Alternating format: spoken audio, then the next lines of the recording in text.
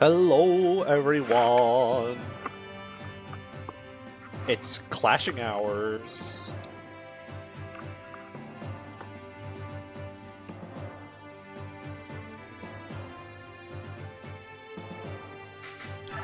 We got this map with all the guys in it.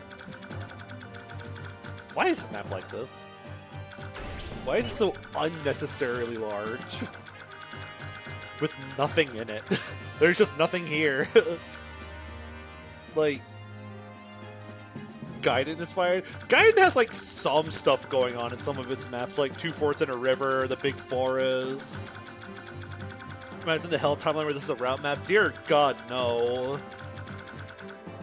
Well, on the bright side, everyone is here. We got the whole squad deployed here. Yeah, we got this guy, we got this girl. The Birthright, yep. Most Birthright map I've ever seen. We got Rune Sword Largo here. He's gonna go crazy mode. Oh, I want to give you the Provoke Scroll. I looked it over, I think Riss is gonna get the Provoke Scroll. And I'm going to try to get his sword rank up to A, so I can give him a rune sword. Marsha's here, you're here, you're here. Lucia's here. Ignore that she has 95 hit before a void. Birthright would have also had a healing Dragonbane in the middle. Yep, it sure would. Heal all allies for all their HP. No downside.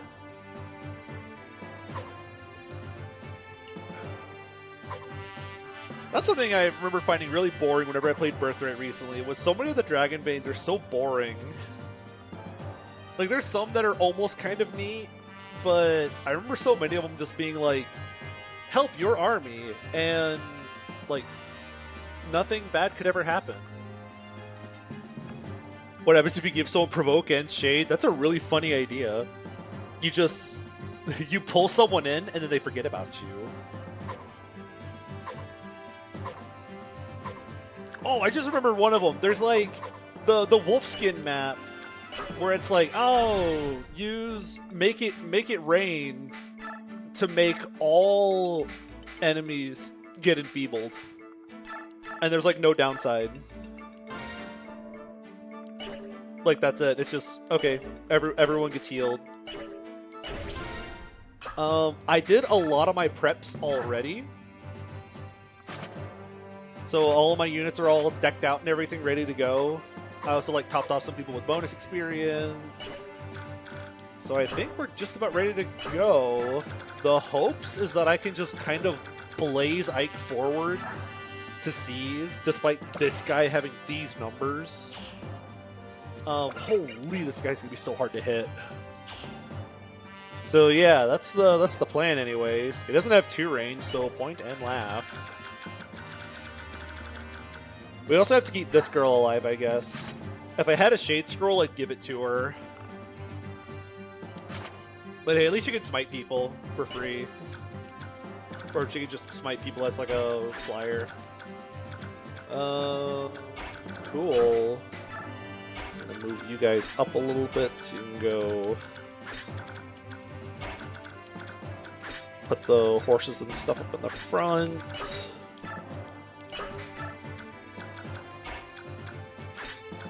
There we go. Yeah, the Vate Kadi's gonna go kind of nuts on him. If I can get him to switch off of it, at the very least, he won't get the defense bonus anymore, but this guy's gonna be so hard to kill.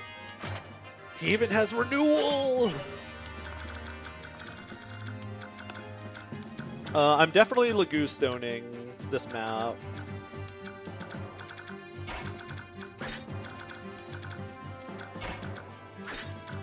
But, yeah, I don't think there's very much else that needs to be done before the map starts, so, I kind of want to just drop you in range of everything. Hammer. Because, like,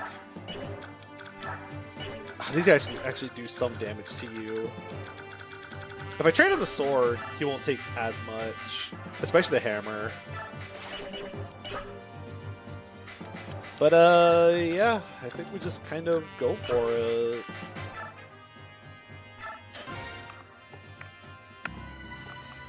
The hopes, are there perchance 3 of them? Nope. Bwomp, bwomp, bwomp, bwomp, bwomp, bwomp. Caw! Burp. Okay. So how do we do? Yup. All the identical looking paladins. But I don't double these guys. Oh wow. Alright, you have this that gives you a bunch of extra void, so you almost just become unhittable. Yeah, this is just the music they use for the final map, and it honestly really bugs me that FE9's final map doesn't have a unique final map music. It's just the song that's been playing for the past 2 maps. Actually, Mia gives you a void, doesn't she? Because wind, light, that's mostly hit.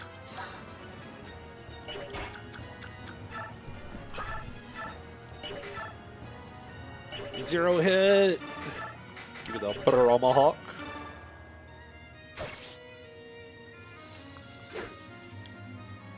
I'm trying to think of other games. I know FE5 kind of doesn't have a unique final map theme, but it's a theme that only plays in like 2 different maps. Oh, I should have taken Provoke off of Lucia.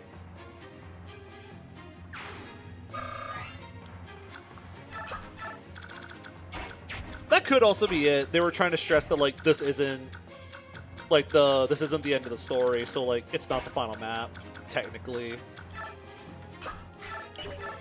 Here we're gonna give you the wrist blow. You could smite him.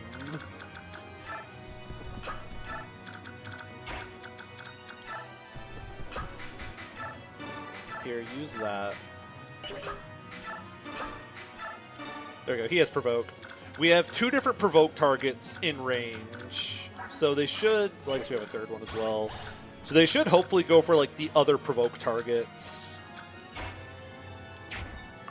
Yeah, we kind of need warm bodies, so he gets to come along for a little bit.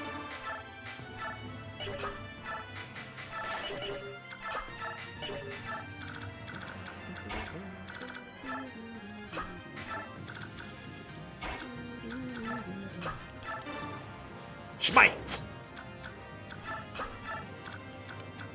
Turn on all you guys' ranges.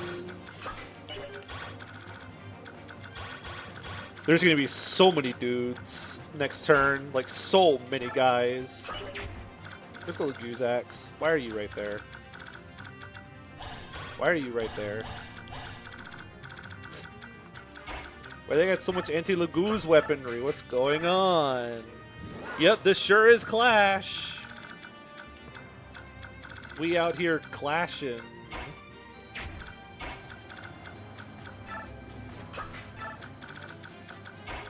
Go get him, Toronio and Stefan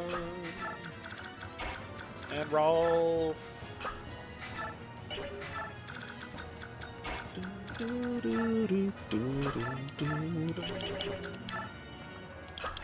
Throw the Hamdax. Womp. Oh, there's a guy with Rex Fire somewhere. Who is it? Is it this guy? Oh, it's this guy. So, that might be a little scary. But yeah, this guy is Rex Flame. Alright, you have Celerity. Steel Blade! Yep, Clash surely is a map that was in this game. Has there ever been a character named Rex in Fire Emblem? I don't think so.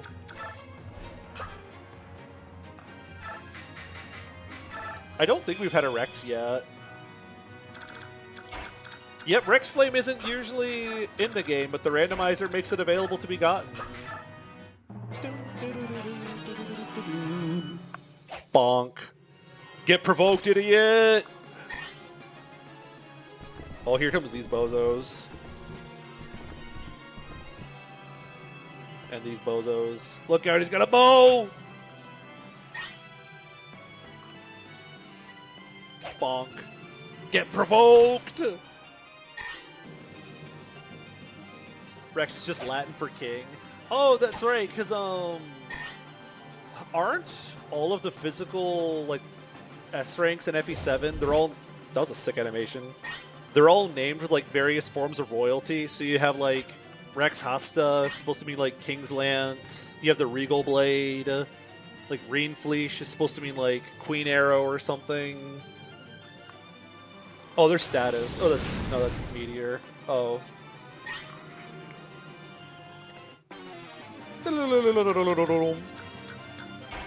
Okay. So now there's all these guys here. I don't like that. Nice hit rate. Her biorhythm must be low. Yep, it's the biorhythm. It's definitely not this. It's the biorhythm. Darn you, biorhythm. Okay, I need to get rid of this guy. You don't double. That's what the Brave Bow is for! Brave Bow goes crazy. Yep, that's Sniper Oscar alright, with 25 defense. He's a big shot. He also has Shade, so hopefully he just won't get targeted. Yeah! Critical! Sniper Oscar has gone crazy in this run. Alright, who does Jeffrey get to kill? Oh, he doesn't double people. Oh, he doesn't double people. Oh, no. Oh, no. That's upsetting. Oh, I forgot to turn his animations off. Yo! He looked like Nabarl. Paragon! Bro think he Navar. Largo does not get to have animations on. So ideally, Alencia doesn't see combat, but I gave her a weapon just in case she has to. You know, if it comes down to it. This is a subtle reference to his performance in Part 4 of Radiant Dawn. Exactly. This guy needs to go, like, now. Can Ike just blast him with the Arven? Yup. Bonk!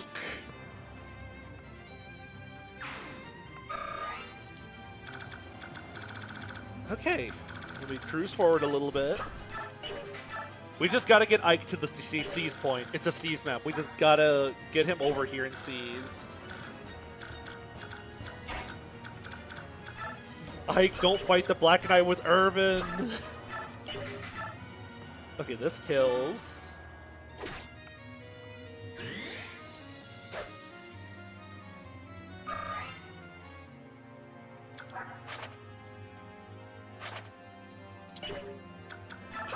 That does not kill.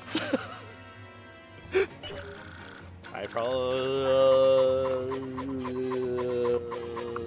this guy.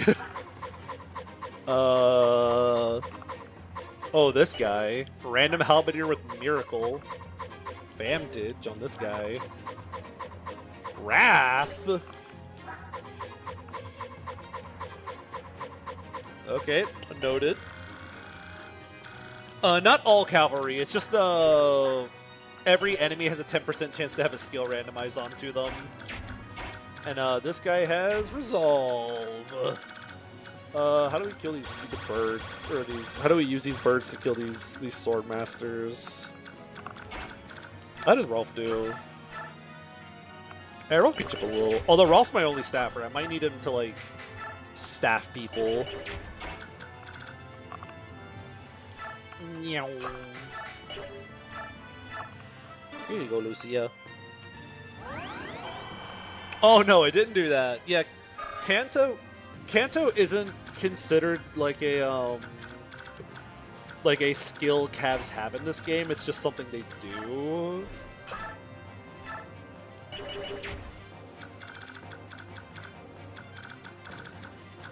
Oh, that's a killing edge. How much is the killing edge due to racing? Youch! A lot of damage. I'm probably gonna have my birds go up here and fight these guys instead. That's a killer axe. 42. He actually lives that. So, Oki, go get him. Ooh. Yeah, Radiant Dawn is where, like, Kanto is listed as a skill that Cavalry has.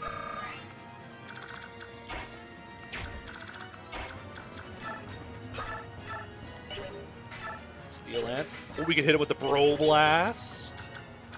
Might actually need the Bro Blast like this guy just to chip him down a little bit. Bro Blast! 3,000 damage. 49 attack. Okay, we could chip this guy a little bit. And then finish with someone else. Geronio, just don't be in range of an enemy, please. Actually, Geronio doesn't have bad bulk. I still have to deal with some of these guys being alive. I need this guy gone. This is the resolve guy? Yeah.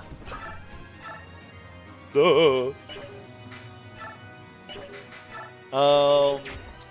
I may have accidentally created a monster.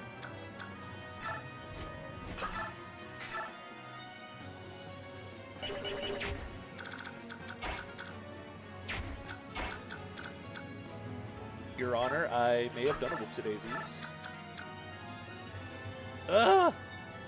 Chip him a little bit.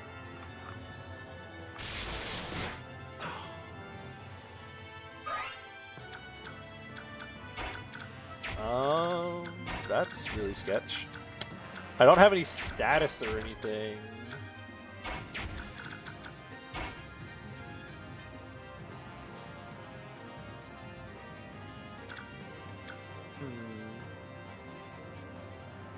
May have created monsters what I said when I do transfer har. Transfer bonuses on har sound so unnecessary and vile.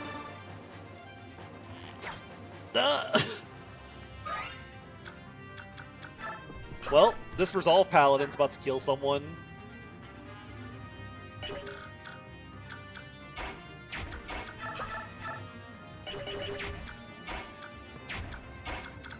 I also need the sniper kind of gone before he kills someone. I have used up so much Brave Axe on this girl. Hey, I did transfers on Astrid in my first playthrough. I played this game and I was like, okay, like I need to... I played a run with like the intention of like getting transfer bonuses on some units. And I ended up getting... what did I get? I got Marsha, Jeffrey, Astrid were the 4 people I actually got transfers on.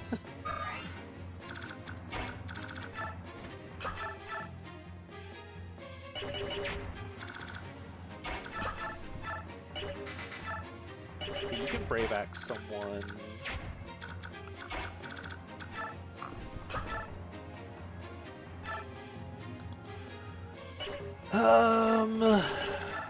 You get doubled if I do this right.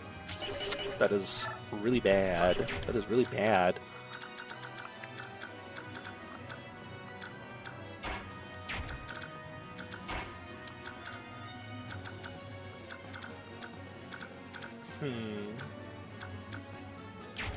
Where is my Mia again? Oh, she's over here.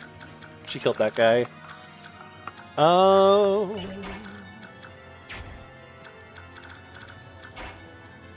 Can I smite someone? Not really. If I smite you up to...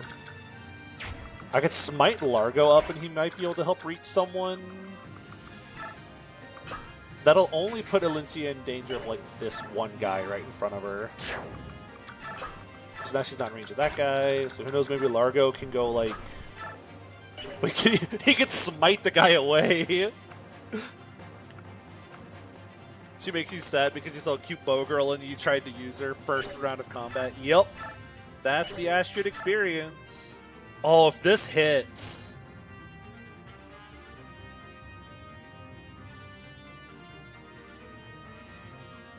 What if it misses?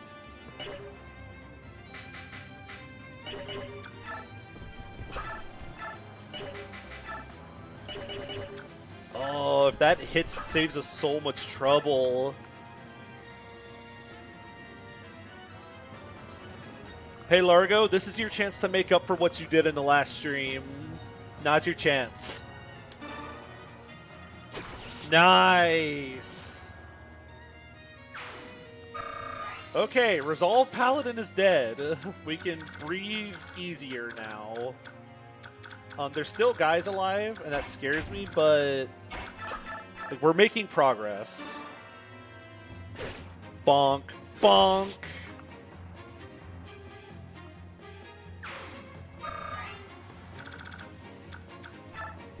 Let's move you over here. Hard can help chip in and kill someone. Hammer.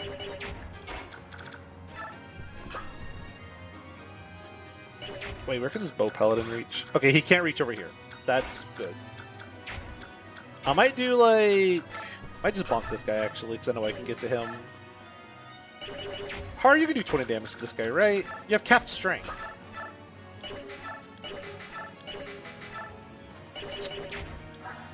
Huh. That is a no. Where's your hit rate? Where's my unit's hit rate? Why have my units got bad skill? I miss my hit rates. Give them back. The Sonyan!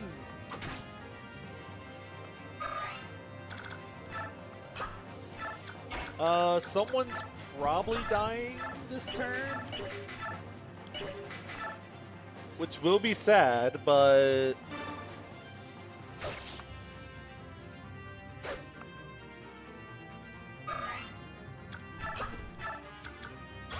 Okay, well... Have I not moved? Oh, hi, Rayson. I'll have you enemy phase 1 Swordmaster. Because hit plus crit does 24, so you have to get double crit, which there is. There's no way that's happening. Bro would never get double crit. Grail in the Deathless? Well, he died.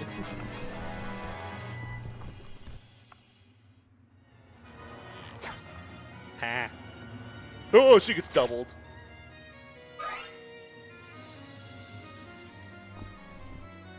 Okay, this is going fine. Get provoked, idiot.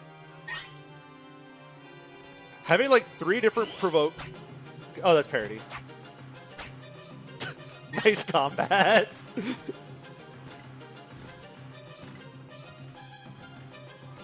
Okay, so here comes these guys. Oh, here comes the kitty cat. Yeah, to anyone who says skill is dump stat, you're just wrong. just completely wrong in every way.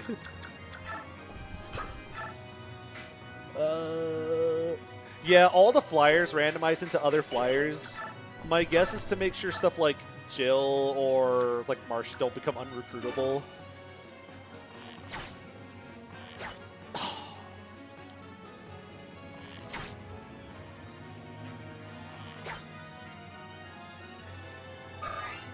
Yeah, units hitting things is like really important. So accuracy is kind of a really good number to have. Yeah, it's intentional. Which, to be fair, when the game was originally developed, like, they didn't intend for you to play it this way. So, like, I totally get it. That's scary.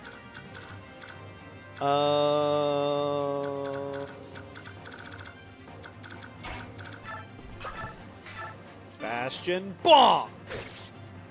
Nice. Largo. Get him.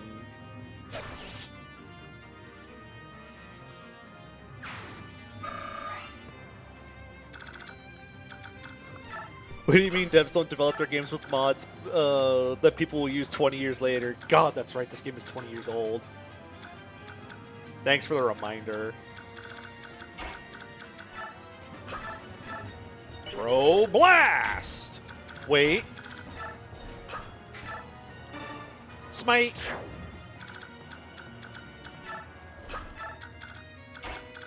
Here we go. Get him with the bro blast! Okay, that's that guy dealt with. Don't worry, this game is also younger than you.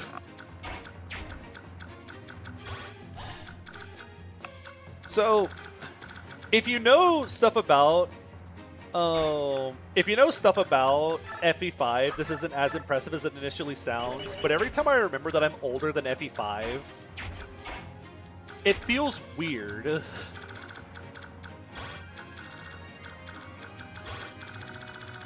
Like, I am older than FE5, which is so bizarre.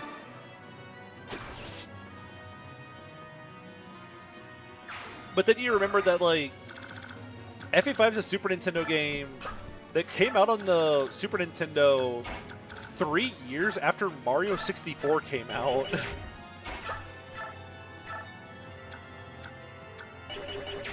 Like, that's so weird. Like, the N64 had already been out.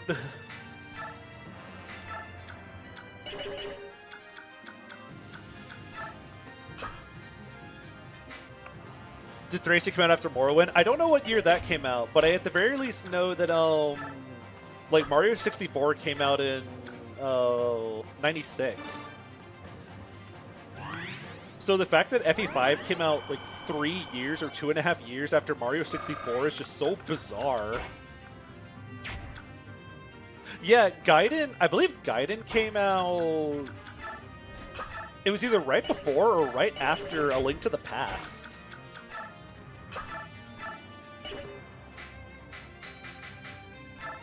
Like, Fire Emblem games just came out late on consoles. Okay, I need to get my birds away from this guy. 6 months younger than FE5. I'm like 9-ish months older or something. But it's really bizarre just how late into like some of the lifespans like some Fire Emblem games came out. Like again, like A Link to the Past had already come out. Like, why are we still releasing Fire Emblem games? Okay. I also do kind of get why like some console stuff released late into some consoles' lives.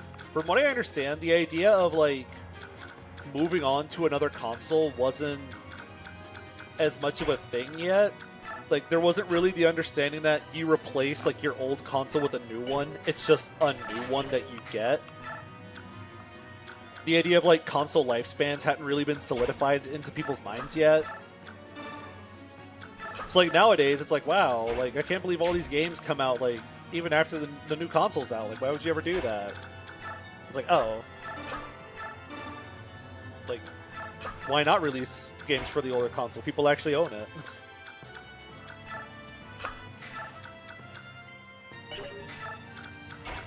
Who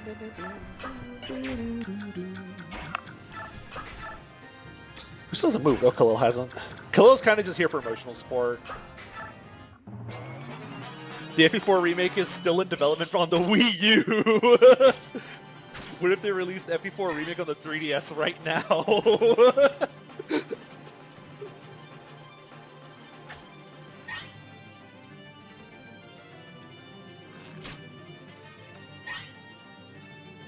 I wonder how many people in our Fire Emblem fans were born when Fire Emblem 5 released. It is bizarre to think about because the series was like kind of popular in Japan, right? It wasn't like a runaway success, but from what I understand, the series was like people played it whenever it came out. It wasn't like this obscure niche. Oh, well, we know who we're killing next. Yeah, from what I understand, FE5 wasn't this, or Fire Emblem wasn't this like hyper niche game that like nobody's heard of. Like from what I understand, people played it, but it wasn't like a big heavy hitter like a Mario game or something. Okay, we're gonna physic you up, and then we're just gonna kind of let you go nutso.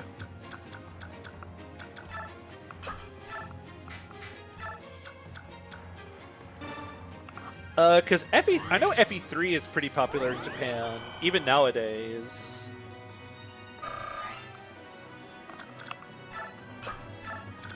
Like even like to this day, from what I understand, like a lot of people still really like FE3 in Japan. I'm gonna use the Bro Blast for the accuracy. Younger than the Japanese release of Path of Radiance. I do remember playing FE7 back on... I actually didn't play it on Game Boy whenever it came out. I didn't play Fire Emblem until the 3DS.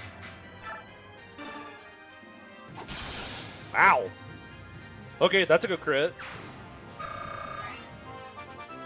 I would imagine it came out just before the US version. Although I guess they needed the extra development time to remove Maniac mode. I had to go and remove Maniac Mode because they realized, wait a second, this is a bad difficulty. The 3 houses, baby. Yeah, when did I first play it? I played FE8 on the 3DS because of the Ambassador Program doodad thing. And then yeah, parity. I played it like a couple months before Awakening was the thing. I think it was the same summer that Awakening... Like, I think Awakening was releasing like next year or something, was whenever I played. So I was like kind of in a way. I was like born 6 months or something before like Awakening babies, quote unquote, were a thing. It's just that Awakening wasn't my first game. I just happened to play a Game Boy Advance game right before Awakening came out. So I'm like just barely not.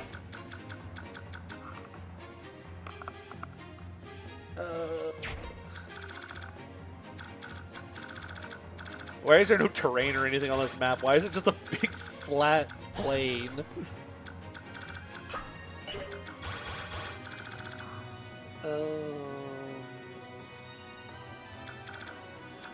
Because I played Sacred Stones first, then I played FE7 on my Wii U. I played FE7 on the Wii U, for Christ's sake, which was an experience. Okay, I need to zoom the map out a little bit. You reach right there. So I played FE7 on Wii U. And then eventually, right before Fates came out, I picked up Awakening, played it.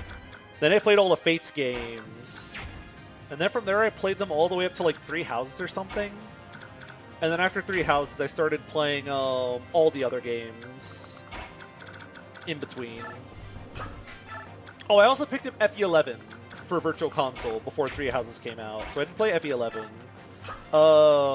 I actually really did not like FE11 whenever I first played it, funnily enough. I actually did not like FE11. But I eventually grew to love it. Now it's one of my favorites. I'm gonna send you guys over here to help deal with these wirings. Oh, so you played FE5 first. That's an interesting one to start with. Yep, FE11 was on the Virtual Console for Wii U. Because everyone was just begging to play DS games on their Wii U console, I guess. That Nintendo just didn't feel like putting the development time in to let people play games they actually wanted to play.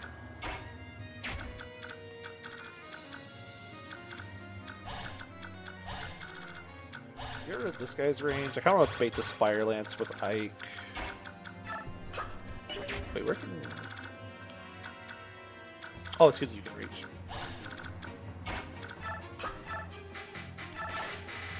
Pure water.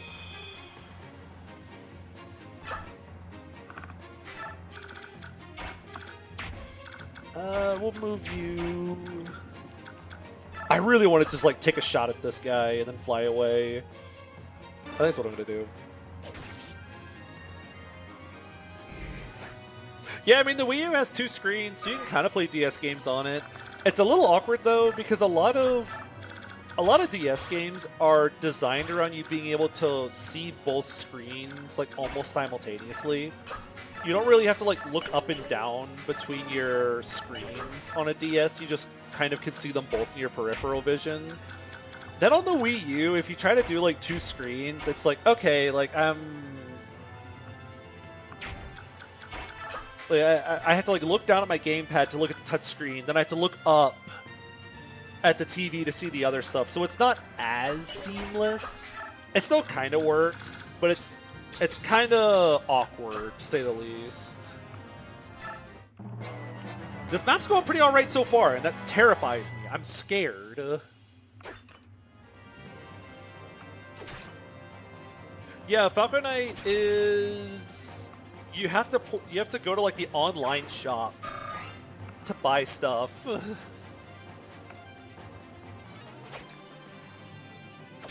Bonk. Bonk. The Bro Blast is probably going to break because of this.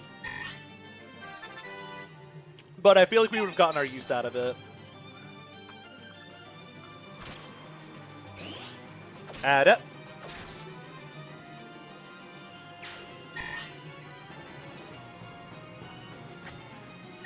Why did they make it a class online only shop? So... Nice crit. Oh... Because it was Nintendo, like, first getting into, like, doing online stuff. So they were like, oh, that means we have to do, like, online features, right? So that's how you end up with stuff like the shop that only sells items based on what day of the week it is. DS Falco being Lance Sword and not Lance Bow makes me extra sad. If it was Lance Bow, that'd be kind of neat. But I guess they made it Lance Sword because, like, there's no, Still Angry, no Mii's in Radiant Dawn. Wait, imagine Radiant Dawn's the first game in the series to have an avatar character and it's your Mii. Vantage! Yo, critical! Bastion going crazy!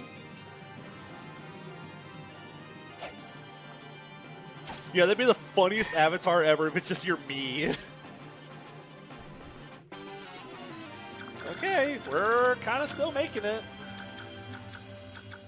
I'm scared to run Ike forwards, though, because Ike is kind of squishy. He do got, like, he's going to get 26 extra Void and Resolve, funnily enough. He'd also get some extra support from, like, Rayson and Oscar. Bow Falco sounds off. It kind of does. I'm glad they invented, like, Kinshi later.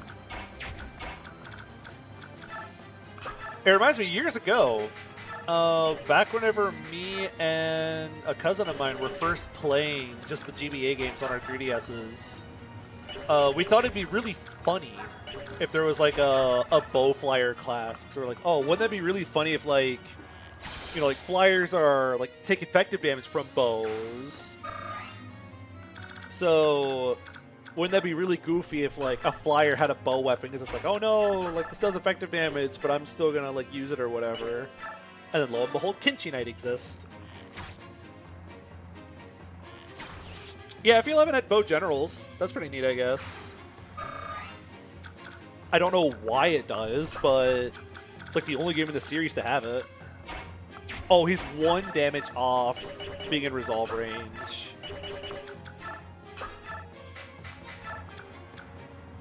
Laguz bow. How much do you take from this guy? Okay, so he's like completely safe.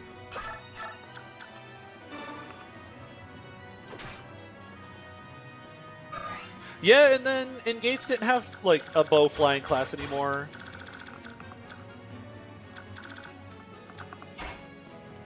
I think if you're gonna make generals have lower move than other classes, I feel like you give them like the triangle. You just give them all the weapons. Or at least 3 weapon types. I don't care if it's like Lance Axe Bow or something. I just think if you're going to give them like the lower movement, you give them like 3 different weapon types. Nice Flame Lance, idiot.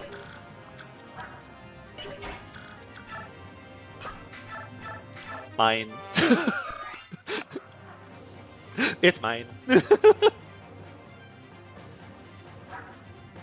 Delicious Flame Lance. Well, I have no idea who's going to actually use that thing, but I have a Flame Lance now.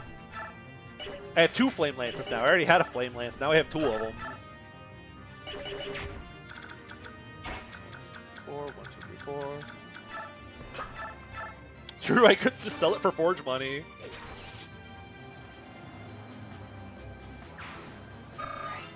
Okay, no more sleepy guy.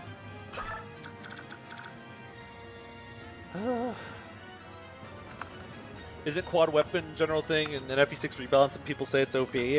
I think it kind of depends on like how useful all the weapon types are, how impactful the triangle is. Because generals have all the weapons in Jogdrol, but nobody cares. I really want to build that sword rank. Like, Arden, Hannibal, Xavier, and Dalsin have all 4 weapon types, and, like, nobody cares. But from what I understand, it's also just because they gave generals a bunch of extra stats, too. Like, they just made generals cracked for some reason. Oh, Nighthill and Vigilance. Oh, she's asleep. And regular move, oh. See, generals having like lower movement with more weapon types, like I can kind of see the trade-off there, but giving them regular move and like multiple weapon types and bigger stats, that's where I'm just kind of like scratching my head. Like what's like the whole downside of a general, at least to me, like if you're designing a general, the way I see it is like they have the biggest numbers. Like generals are going to have like the highest overall stats and numbers in the game, but they have like lower move, especially on promotion. So that's your trade-off. You get all the numbers, but none of the movement, or at least like some of the movement. So if you give them like regular movement, it's just like, are there any vanilla games where generals are good? So Oswin's good, but I don't really think that's generals being good. If you could give Oswin, like, if you could trade like 2 of all of Oswin's stats for a horse, I would probably take it.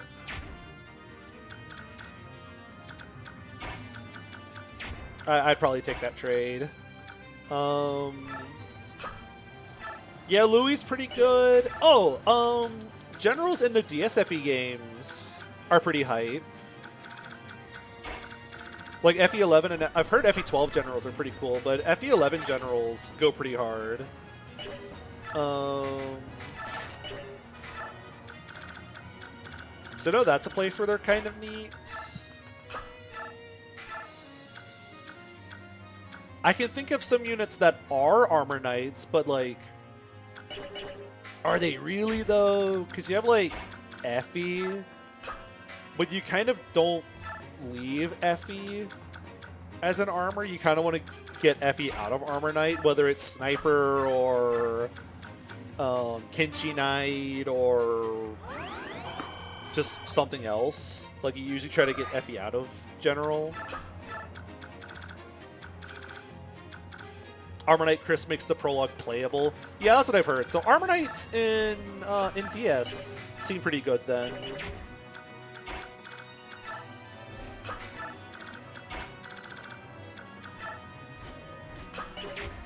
Yeah, Berserker Effie. That's the other. I was trying to remember. I knew there was another class that you make Effie, where she's really baller. It's Berserker. You do Berserker Effie as well. Yeah, Berserker Effie goes kind of crazy. Sniper Effie goes crazy. I'm a huge fan of Sniper personally, but I've done Berserker Effie and she goes kind of nuts.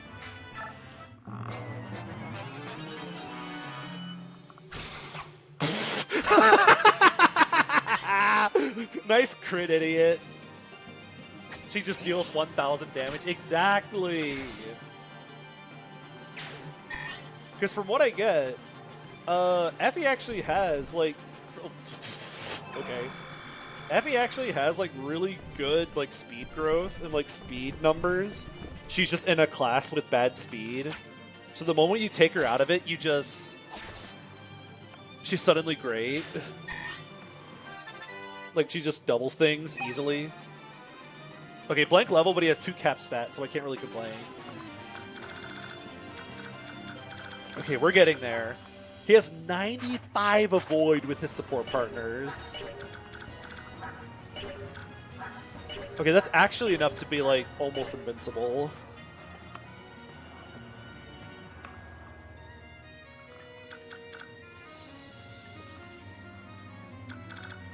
And you can do a little bit of both. You can send Effie into Archer for just a sec to nab, like, Quick Draw, and then you send her Berserker.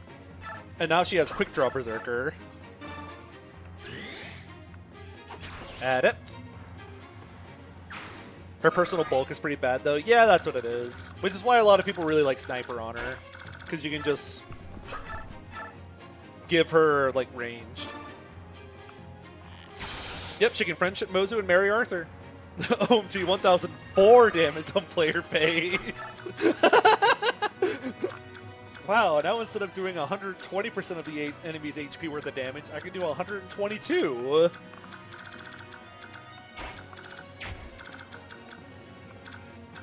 Yeah, Effie is baller. Effie is so cool, but I don't ever think of Effie as an Armor Knight. Early on, I like her as an Armor Knight. Early on, her bulk is, like, really, really helpful, but beyond, like, maybe the halfway point of the game, I'm like, get this girl out of, like, Armor Knight and get her, like, an actual class. I also can't think of anyone who wants to go into Armor Knight. Like, are there any units in... Are there any units in Fates who want to go Armor Knight for any reason whatsoever? Like, I feel like everyone who is an armor just kind of wants to get out of Armor Knight at some point. Because even Benny, like, Benny's bulky, but you'd also kind of want to, like, find ways to give Benny more numbers, like, because from what I've been told or from what I've seen, his strength is pretty bad. So you kind of want to get Benny into, like, something that'll help him do more damage. Wind Edge! General Mix. I see we're doing, what would that be? Mix Benny? What a play. That is not something I would have ever cooked up or thought of. Nyx has a support with Effie. Oh, I didn't know that. Berserker Benny, got it. That is his reclass. Although, I think it's Benny. I think Benny's the one that has, like, one of the most restrictive class sets, like, ever. Because he has Armor Knight. and then his reclass is like fighter, and then his 2 friendships are like Arthur and Keaton, which both give fighter. So the poor guy like just has fighter as like his only classes. So it's like if you want to reclass Benny, it's like your options are like go Berserker or go General, like no in between. We have Berserker, take it or leave it.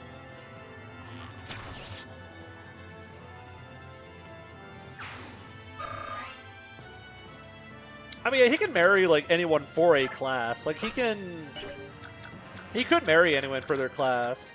I mean more like, because everyone else also has like friendship options. You can get them. So while everyone else is running around getting like friendship and marriage classes, plus their heart seal, they have like 4 different classes to pick from. Poor guy's just kind of like, I have general, fighter, and then whatever my spouse gives me.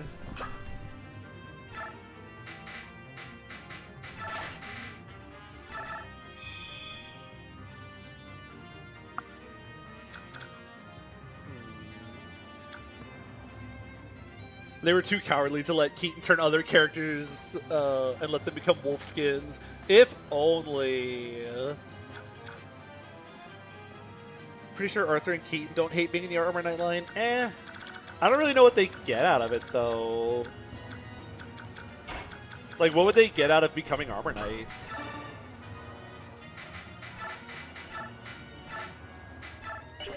Like, defense +2, but I feel like you'd rather just go, like, Berserker. Or even Great Knight than, like, General. Or if you want to make them a Great Knight, you give them, like... You try to give them, like, Cavalier instead. You do, like, parry marriage.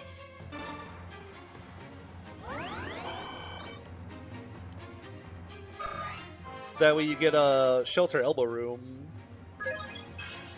Yippee! Alright, I need to Laguz Stone next turn probably just to make sure all my guys can be awake and ready for the next turn.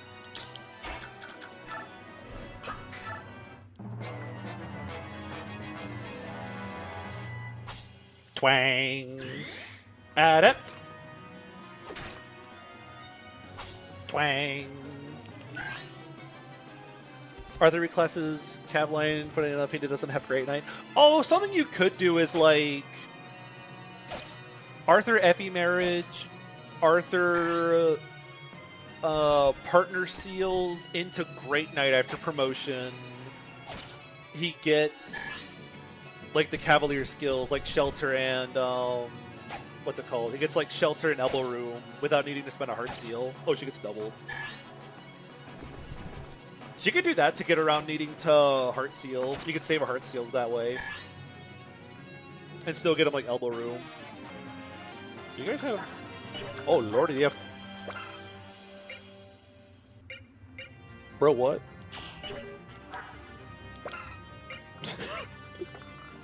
This guy's supposed to have Elwind Blizzard and upgraded his Elwind into a Blizzard.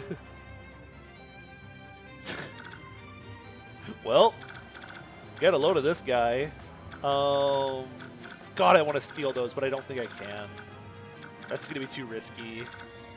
Dual cast Blizzard.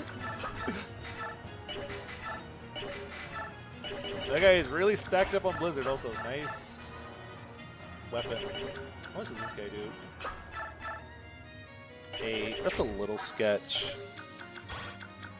I'll have him vulnerary up as he walks forwards.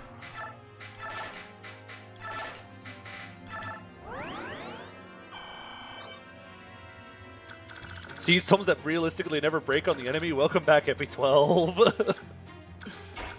Oh yeah, I sure do love Swarm tomes. Same thing in FE11 too. Why don't you double this guy? You are 1 speed off doubling this guy. That is very sad.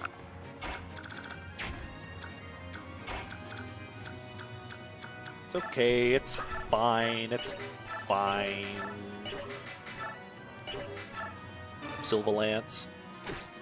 How many uses are Fe12 Siege Stones? I know Swarm in Fe11 is like 20 uses or something.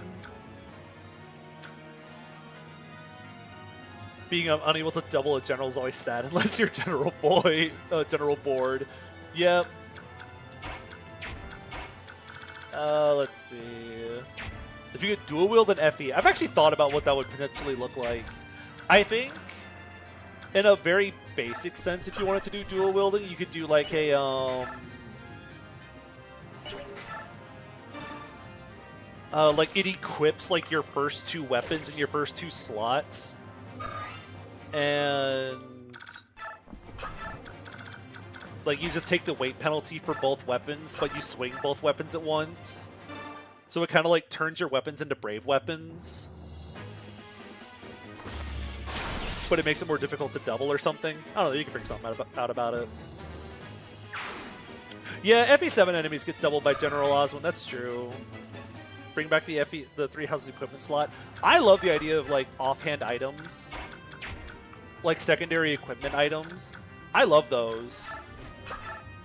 I think it's really sad that Engage didn't bring those back, because I really like those.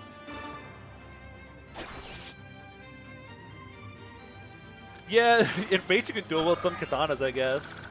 You can have like dual wielding silver katana Takumi.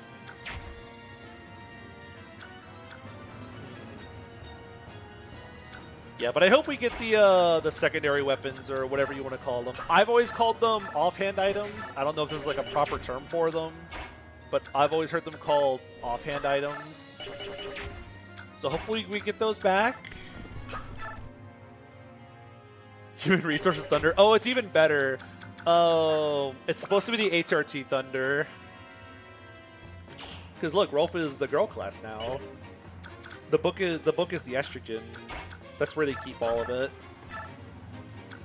The pharmacists don't want you to know this, but that's where they keep all the estrogen. Accessory items or equipment items, yeah. That's also a good name for them. I don't know why, like where the term offhand items came from.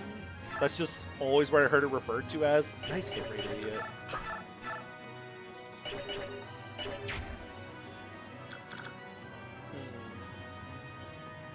She still has the HRT Thunder 20 chapters in. She's been doing so much staffing. Now's the chance to be a big shot. Now's your chance to be a big shot.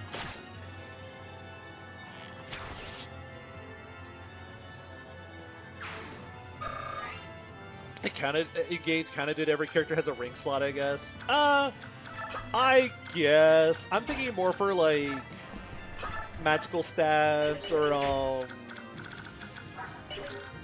for like shields and stuff like that, but oh, 7 damage. Oh wait, there's a guy behind him too. I didn't see the 3rd Sage. Oh wait, all 3 of these guys I think are supposed to have siege weapons, but that got upgraded to a Thoron.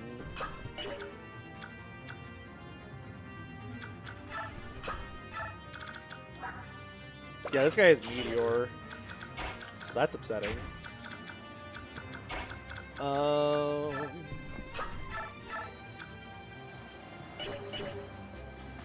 equipables in this game? Yep, there's a couple of them.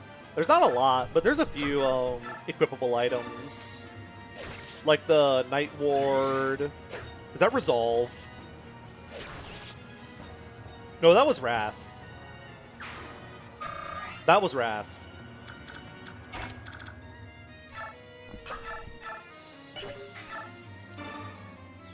Yeah, there's the Beorc Guard, which doesn't do what it says it's supposed to do. Double Soul! Let's go! We doubling up on Soul. Let's see. How do I get racing up here? Okay, here we go. Get racing up here for the extra avoid chance. Okay, the Blizzard's gonna be fine. Yeah, the stuff, the mastery skills don't like triple your strength or anything like they do in Radiant Dawn. It just heals you, which means it's worthless. Let's see if they choose to go for Bastion instead. Marcia is still asleep. Still snoozing. Hold on. We'll do 8 extra damage, that goes up to 35. I'd rather you not have to eat a blizzard if it can be helped.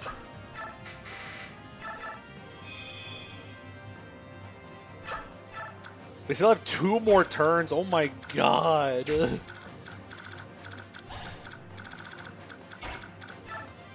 I have to wait all day for the status to wear off. Who still hasn't moved? Oh, Khalil hasn't moved. I really want to go up and steal that siege weapon, but I don't know how viable that's going to be. Yeah, triple strength in Radiant Dawn. Aren't all the mastery skills just kind of dumb in Radiant Dawn? It's like quadruple your attack, triple your strength, and heal, triple your strength, and have the enemy's defense. Wrath resolve, or it's just resolve. Resolve!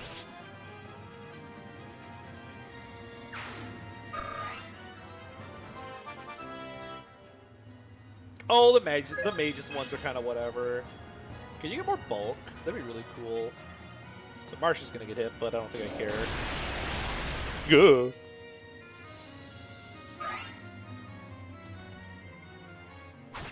Get provoked, idiot. Well, I guess he could crit, and we could lose risk. It's okay. We've had 1 death in Clash so far. That's impressive.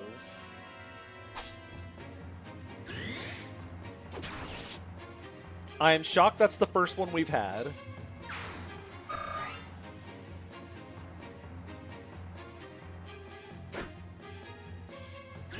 It is kind of sad, though. Riss has been around for so long. Riss was such a real one.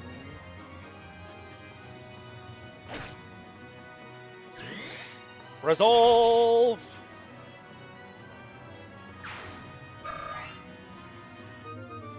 I am very sad, though, about losing Riss. He was going to be our... it was him. He was going to be it. Resolve!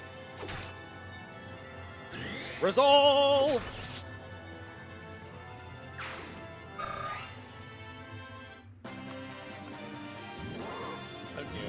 Oh, noes. Oh, it was a longsword, too. That's upsetting. Well, how do we fight this guy?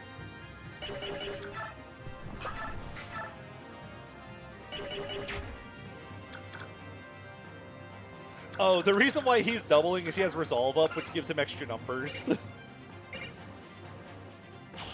So he has 25 speed right now.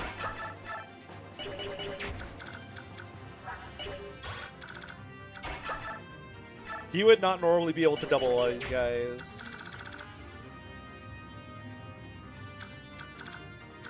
Okay, so first things first. What do you mean? You can't steal from this guy? No, she's too slow! I can't steal the blizzard!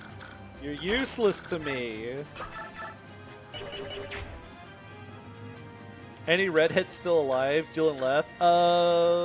Yeah, those 2 are still alive. Oh, how do I kill this guy?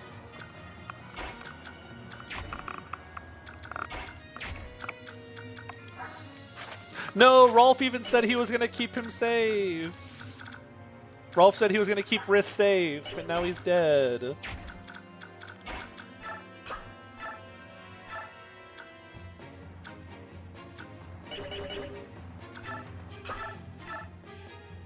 Rolf, have your vengeance.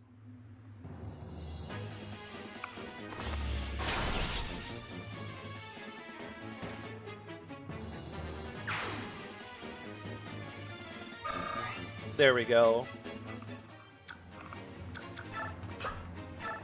Oh, now I need to figure out how am I fighting this guy? who fights this guy? I might need to like get Boyd up here and have Boyd try to fight him. Cause 26 speed. Cause 37.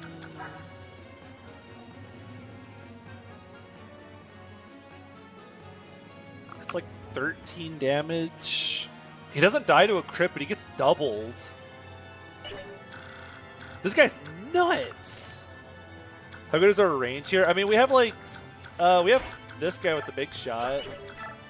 Has a chance to be a big shot, but like, eh.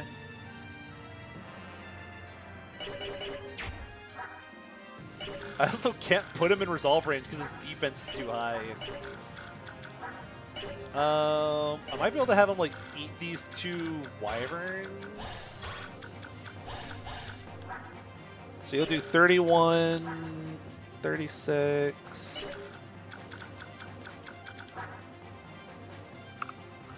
Yeah, he like just barely won't go below half, I think. Or maybe he'll go right at half. I'll try to have him like eat a hit from these two guys.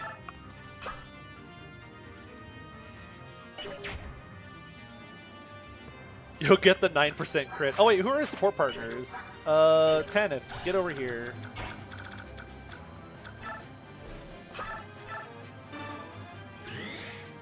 Yo, Adept! Yeah, we can try to stack Bro Crit too. So we need to like, 1, 2, 3, we need to shove you one tile.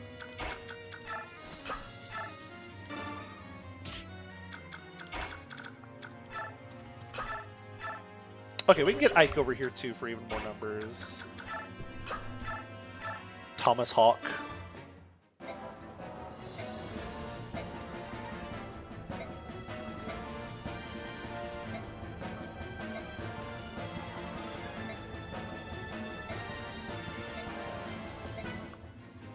Thwomp. They cannot triangle attack, sadly.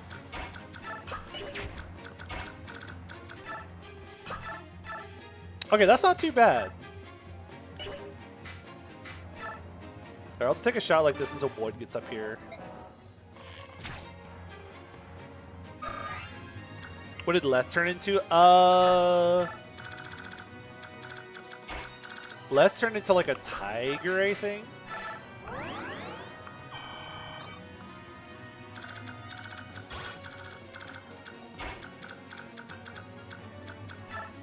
We'll have like you pull one of these guys. You can fight some of these guys. No, Mia lost her like her only support partner. She also lost Ileana earlier too.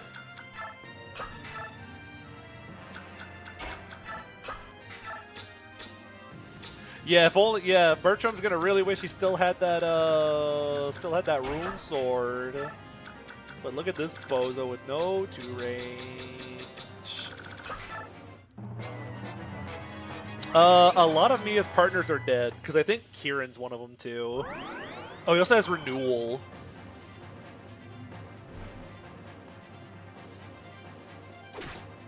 Resolve! And then the other guys do like 4 each. At most. He also has like a trillion extra avoid now. Not a trillion, he has like 18. Get speed.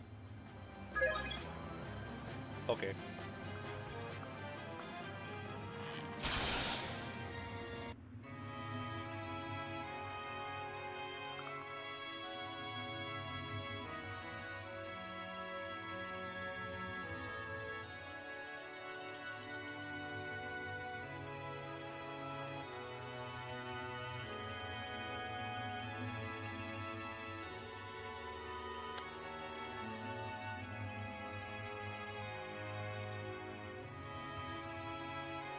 Forgot about the crit boost.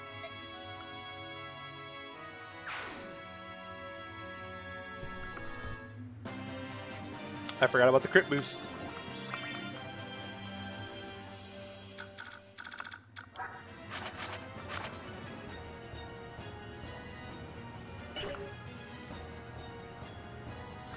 Wow. That sucks. So that's 2 real ones that have been here for a while.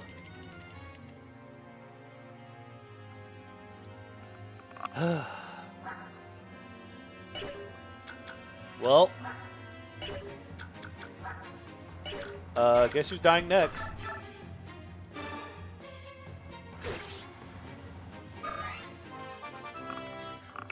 That's the second unit who died to a sniper crit boost.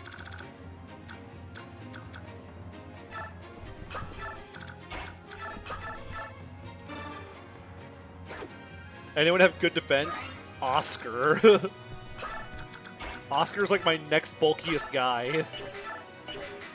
Just kill this guy. I don't know if I've mentioned this, but I really don't like sniper crit boost.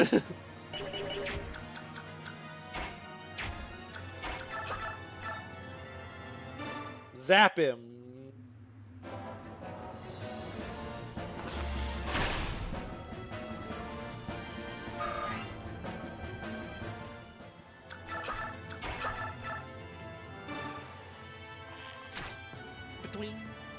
Okay, so now we have these bozos to deal with. Actually, none of you guys got Wrath or something. Vigilance, Nihil. Irvin! At least these snipers don't have 3-4 range like other games. The snipers in, like, Gaiden at least have, like, garbage stats to make up for the fact that they have, like, super long range.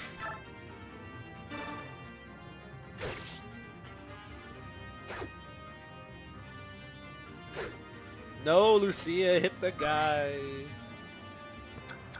Guided Bonites with Deadeye and a crit boost. He's too dangerous to be left alive. The Sonyan!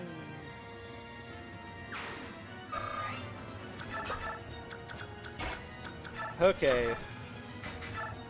Access. Soul. Bonk.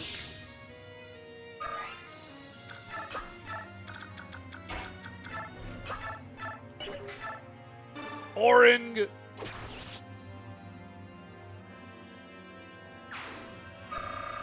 Cool. Is that all of them? Oh my god, I've routed Clash.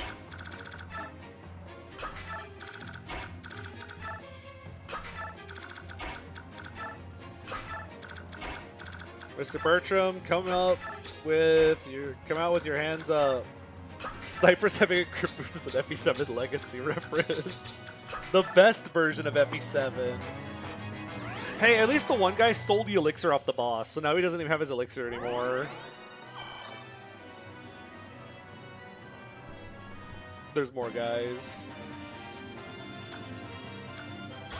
Oh, I have also routed Darkling Woods before, whenever I was younger. I have routed Darkling Woods.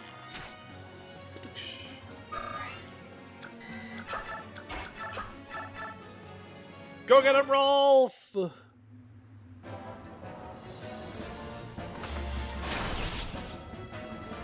Gah.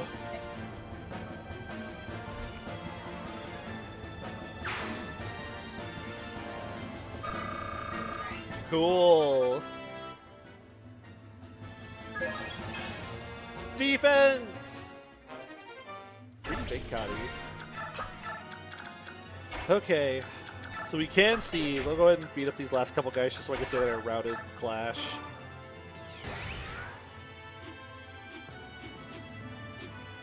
Bonk! Worth.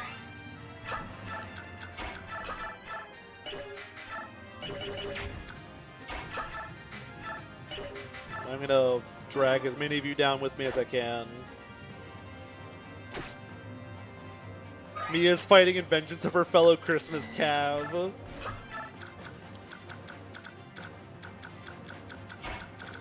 She'll protect those that she couldn't protect before, or something like that. Zoom! Bulgadon animation's so good.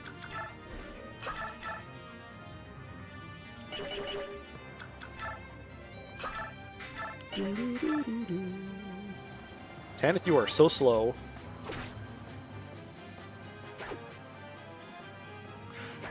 A lot of my units kind of suck.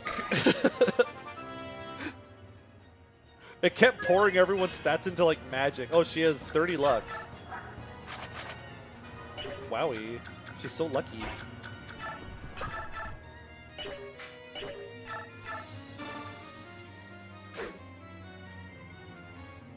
Yeah, Tellius magic animations tend to be really good, especially Radiant Dawn magic.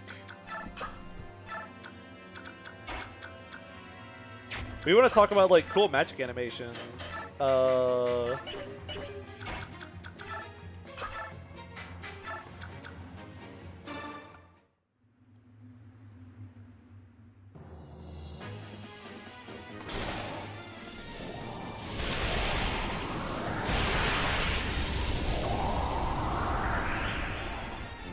I think you got him.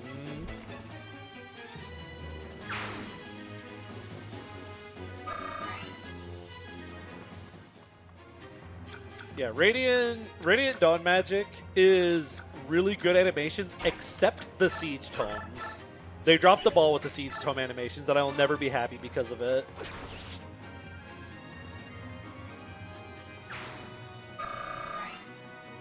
But otherwise, all the rest of the animations look really good.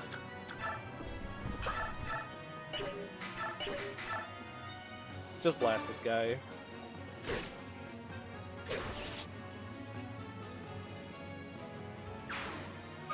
And kill all of them. Kill them all.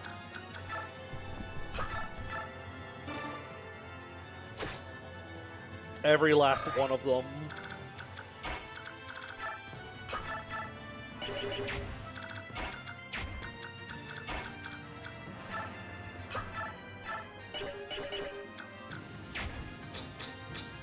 You shove him. Thump. Shove. Oh, I still have you as well.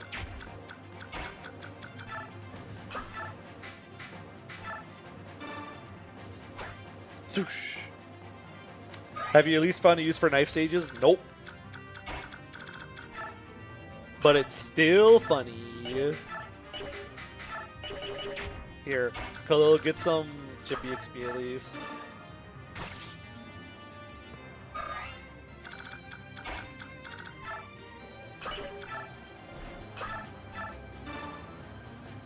Bonk.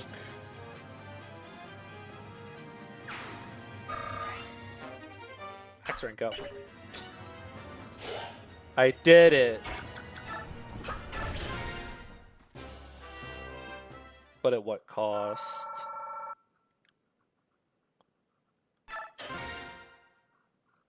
Though we have gained today, did we lose more? Routed clash in 10 turns. You know it. 17 left, just like Void Speed. That hits too close to home.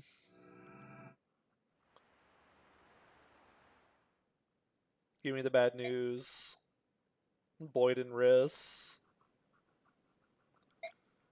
I see.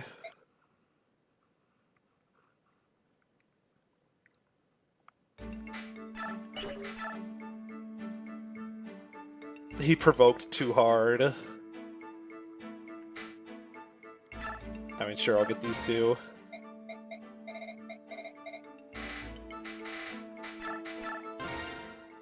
I don't think I'm going to really use these supports, but I'll get them. I guess we get the Largo Mia support. Hey, Largo.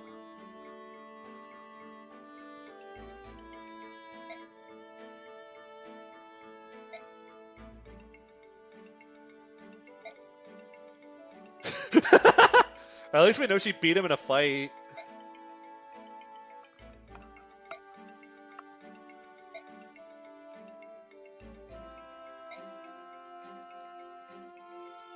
Largo, you brought this on yourself.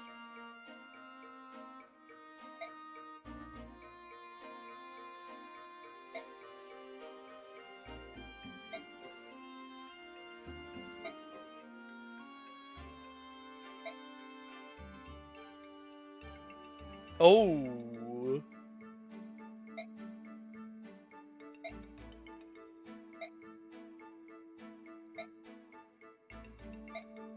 Get him.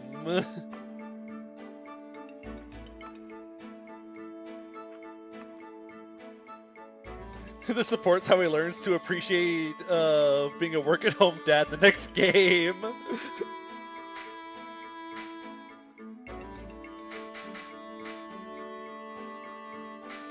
No, now Ulki support partners. No, they're all dead. I just got the support where he and Void said they're best friends. No, that's so sad.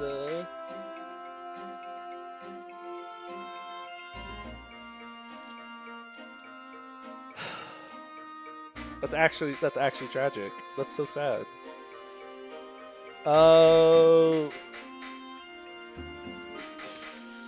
Sure. Hey, Doronio.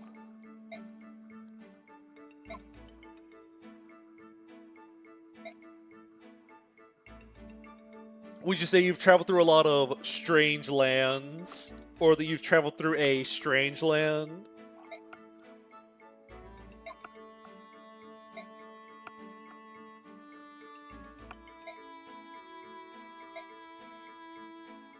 Paul?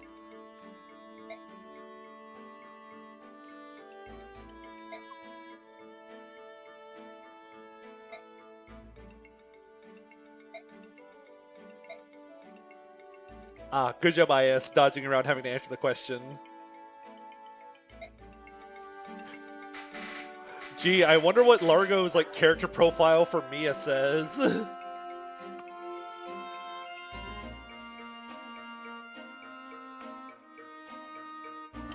DS emblem is where they convoy warp, so everything that was on those two is gone, including the Bro Blast. I hope to get Rolf Turonio now. Now that the slots are open, I'll definitely try to get Rolf Turonio. She left me and took the kids. So, yeah, that means we lost the stuff on the other two.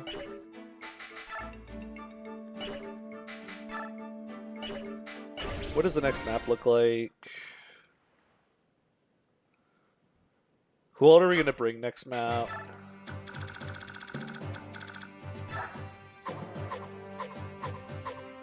Trouble Silverlands.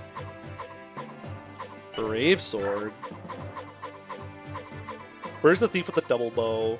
There he is. Oh, he upgraded to a stiletto. But he's still got that double bow.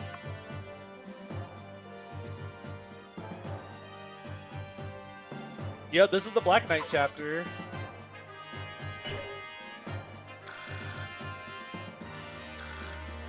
Yeah, we gotta get that double bow. 7 might, 65 hits. 4 range. I love 4 range. We're totally beating the Black Knight. I'll see what the combat forecast looks like.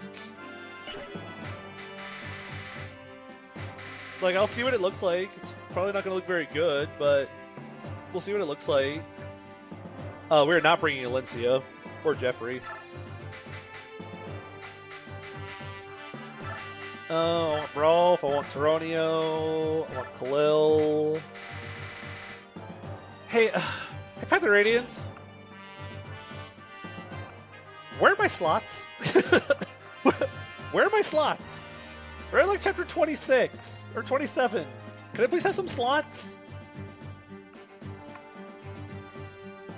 Like, god dang.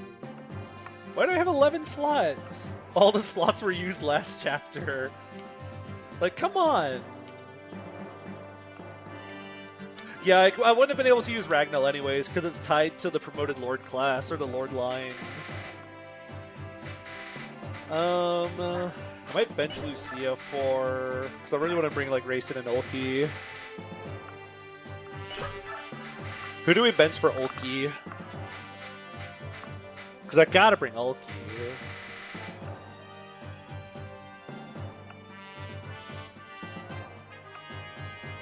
Yeah, no Ragno because Astrid's dead. Astrid died a long time ago. Bench Ike. Oh, I could bench Largo, but I kind of want to see how the Mia support ends. I have to see how it ends. Fooey. Who do I bench? Do I bench Har? I mean, he's a celerity guy, but like he has no bolt.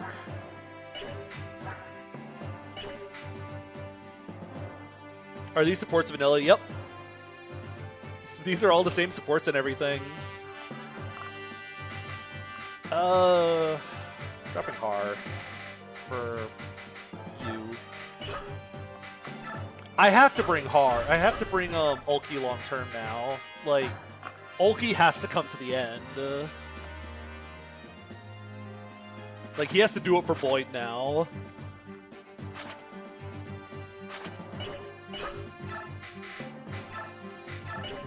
Right, give me all my garbage back. I really hope there's an occult scroll in one of these chests so I can give it to Ulki. Ulki with the occult scroll will go crazy. Let me get the Sonyan.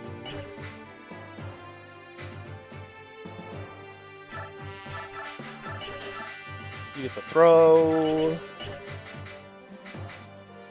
I've used up so much big shot. Shronio, I'm almost out of HR2 Thunder. No. There's status on this map.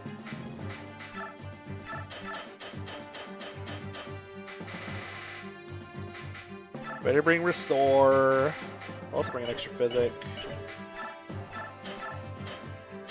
I also have 2 Rex Auras still, just with no one to use it. Estrogen refill.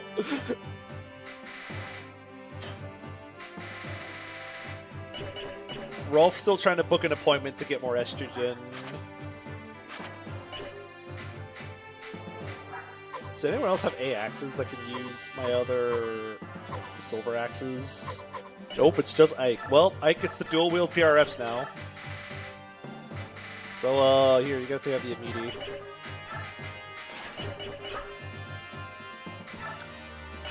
Yeah, this is who we're gonna bring. You support Rolf in that. That's awesome. Rolf needs all the support she can get. Let's top off on bonus experience. He got bulk! He got bulk! Thank Christ! Magic! Flameland's gonna go crazy.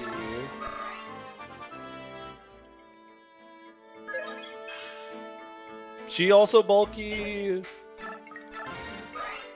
I can't believe the unkillable Boyd is dead.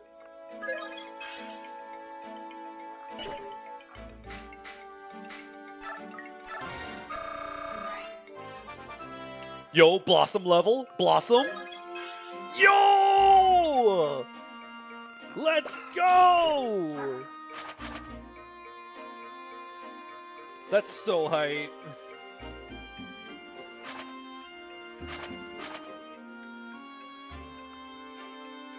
Blossom actually paying off. The skill is so dumb. It's such a stupid skill. Oh, you're hyped for estrogen? Is it a refill, or are you going to be getting started with it?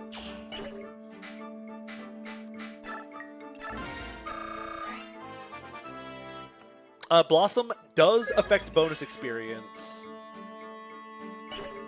Starting? Oh, that's high. That's so cool.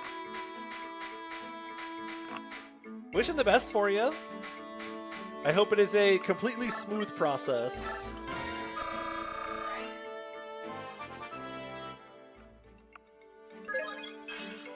Yippee! Okay, I know Marcia's boring, but I need a good unit right now. I need a really good unit right now. So thank Christ Marcia's still alive. Because all my other units are like bleh. Inevitably, we have come to rely on Marcia.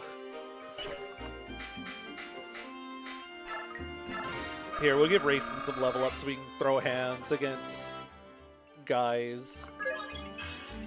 Bulky! Blah. We added bonus experience. And I don't have any skill scrolls. Nope. Do unpromoted units still have universal 20 caps? Yeah, it's 20 caps, and then HP caps at 40 for unpromoted. And wait, we can buy a stiletto?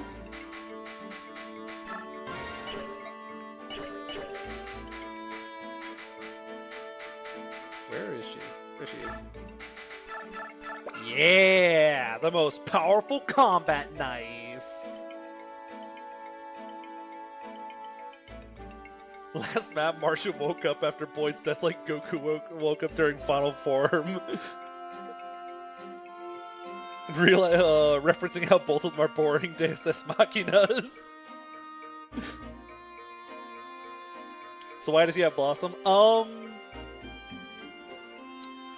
That's a really good question. Why does the knife not have rank? So this was the first game to do like knives as a weapon type, and they don't have like rank or anything. Instead, you're just able to use knives. So like thieves, assassins, and knife sages just can use all the knives. There's no knife rank. But hey, it's effective against armor knights. So it's a 16 might weapon against armors. So that's pretty hype.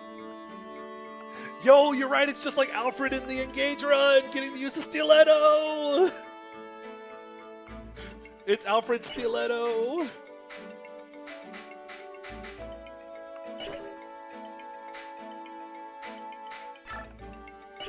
Okay, I think...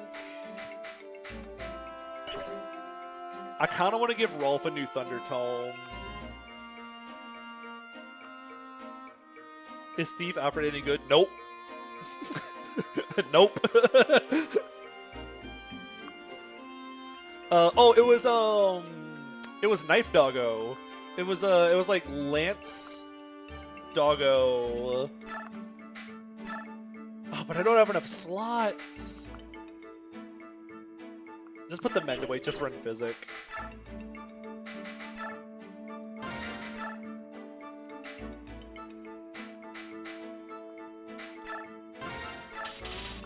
It's so expensive. Here we go. What do we name this one? Actually, I'm gonna go fill up my water and stuff. I'll be right back.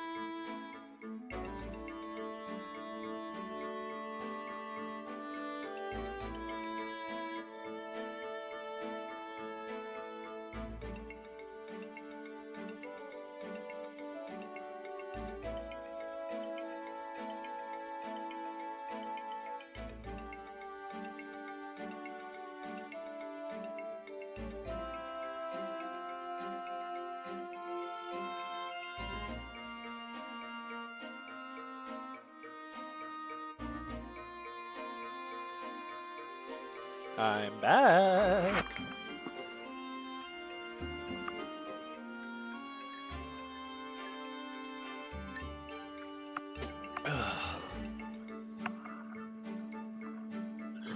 I kind of like the Rex Boyd instead of the Rex Bolt.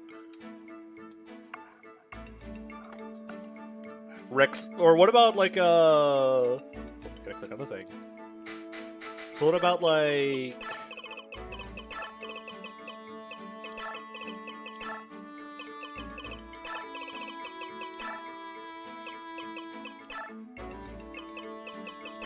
what about like Rex Boilt?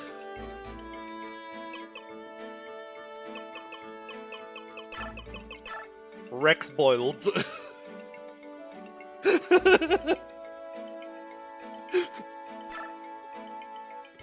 The Rex Boiled. There we go. It's the exact same weapon, but this time it has crit on it.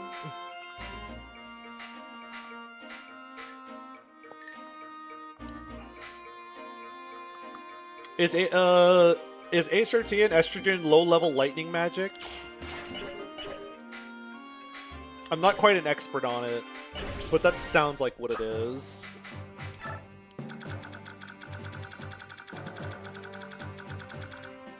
So here's the deal, Chief. It's in a Rive map, but the moment we open like any of these doors, the floodgates are gonna open. We're gonna inject lightning magic. We have to catch the thieves, because if the thieves open the door, we're in trouble.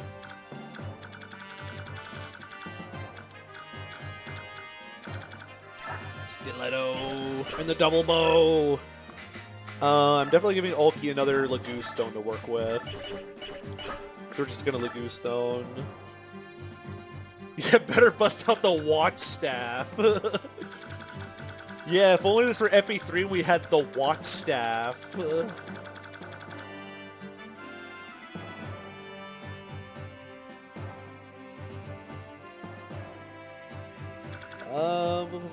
What's the watch staff? It's a staff in FE3 that when you cast it, like whenever you click cast, it gives you a cursor. You put your cursor where you want to watch, quote unquote. So if I clicked it right here, it would show me this screen and remove the roof off of this building for like 4 seconds so I could see what's underneath it and then put the roof back on. That's what it does. It just lets you see under a roof for a sec. You can't like check numbers. You can't use it to like check inventories. There are no Fog of War maps in FE3, so it's not even used for that. You just use it to look under like roofs or roofs, however you want to pronounce the word. Hey, Tellius, you can't hide from me. Why is there not one slot here? Hey, why is there not a slot right here? You could have fit a slot right here, and like one right here, one right here. Like, why is there not a slot right here? Ike, you hold down on me? Put a slot right here.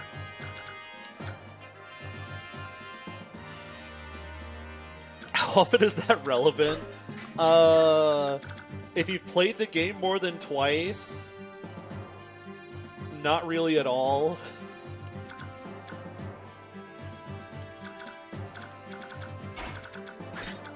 If it's like a first playthrough, you can kind of use it as like, oh, this is what's hiding underneath the fog thing. You know, that's helpful. Or that's what's hiding under the roof. That's helpful, but that slot's supposed to spawn Yoder on turn 0 with the Witchblade or the double bow.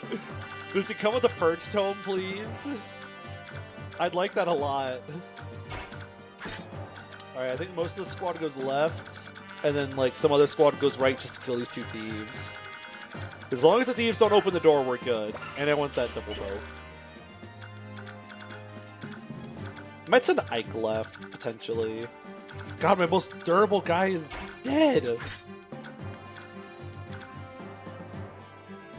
Yoder comes with knives instead of light magic. How do I want to do this? Actually, you and Ike all support. We'll send Racing this way too.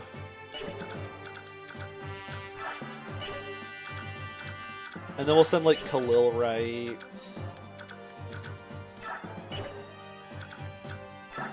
Here, Oki, you can go right with these guys. And all the other guys go left. That leaves Marcia and Largo for fighting these guys.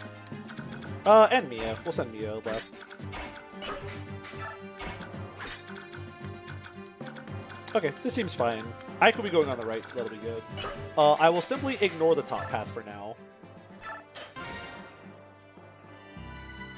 Sorry, Purge is in Chapter 20 Ilya, not Sakei. Yeah, Sniper, wow. Double bow is sniper only, but hey, we got a guy right here with his S-bows. So, Oscar gonna go crazy with that double bow.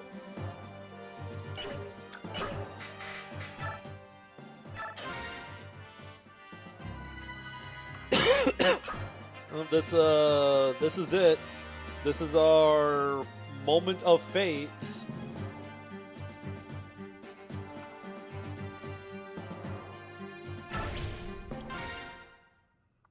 Stat bonking is also funny because it gives you like weapon rank.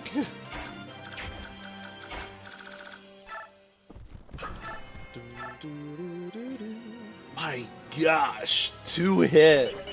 This Ike is so dodgy.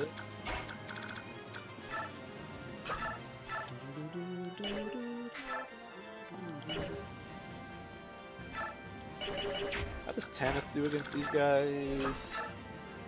Because on our moment of fates. Oh, something that I kind of noticed while replaying Conquest is how often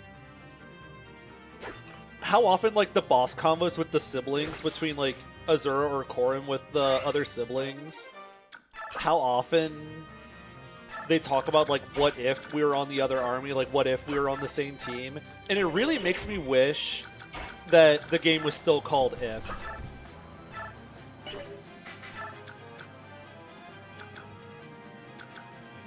Like I get why they went with the name Fates, but it kind of makes me wish like how cool that would be. Because then like, oh, you have all these characters asking like, makes you really want to spend $20 for Rev, huh?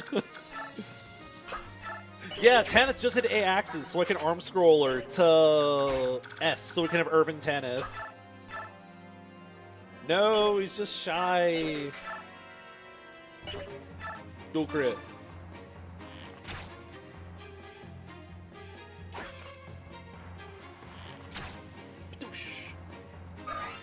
Yeah, so I kind of wish the game was still titled If, but like, eh.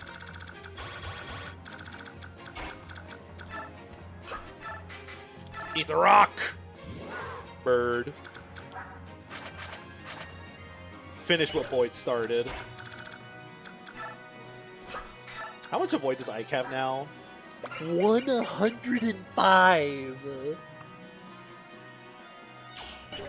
It's cool there because it's shorthand for the Ninian bot. That is true. You can just use if for like the Oifi bots. It's okay, Oifi. I remember you.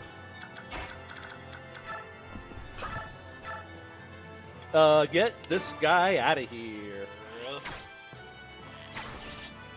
I do not want to put up with that.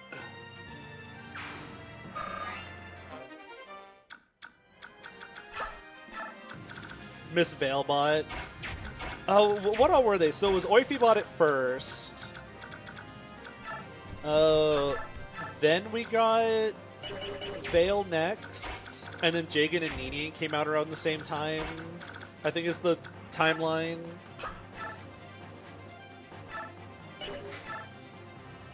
Rex Boilt.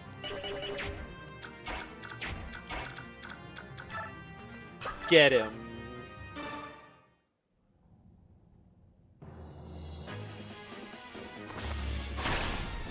It's a good thing the force deployed game over condition has high avoid. Hey, I'm still not the biggest fan of like Avo stacking, but at least I know it means my game over condition is gonna stay alive. So, like, I'll take it. I'm a much bigger fan of, like, making your offenses better with supports and stuff, but hey.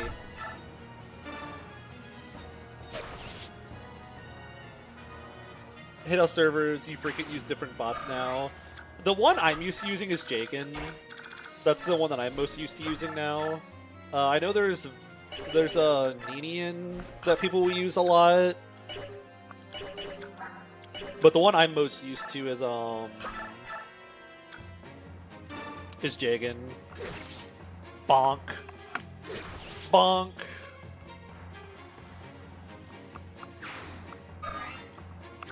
I would also rather just improve concrete defenses than avoid. Like, I would be much happier if the Ike Oscar support gave, like, 3 defense at A support instead of 30 avoid. Just because I like the concrete defense more. But here comes the cat.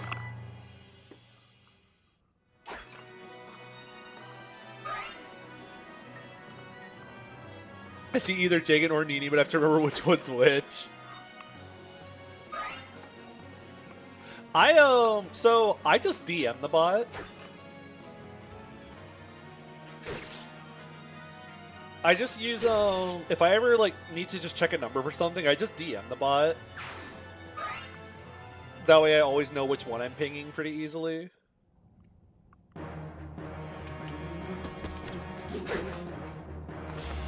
Heaven and Earth Affinity would go crazy in a game that wasn't FE9. I like Heaven Affinity, even in FE9. I think a hit boost will pretty much always be appreciated no matter what game it is. I think Earth Affinity could be kind of cool in, like, FE6, because enemy hit rates are already so low, you can bring them down into that, like, so low you can kind of rely on them range. Yep, you can just DM the bot.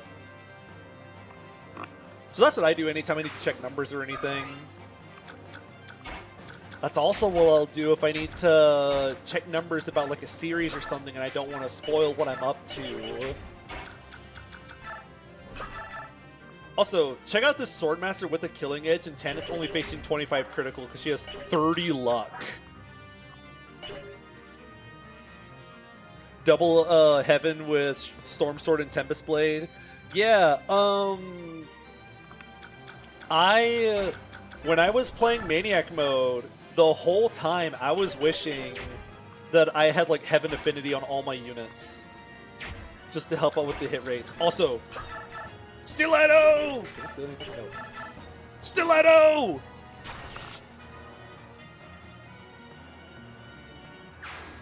So cool.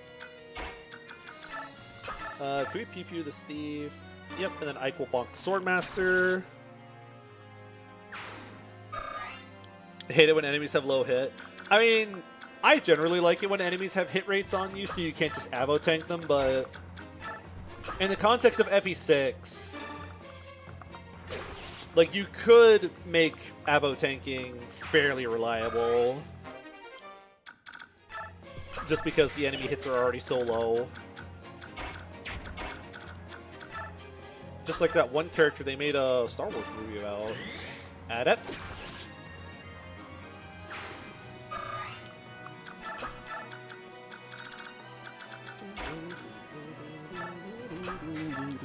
Meanwhile, over here, Marshall, get him.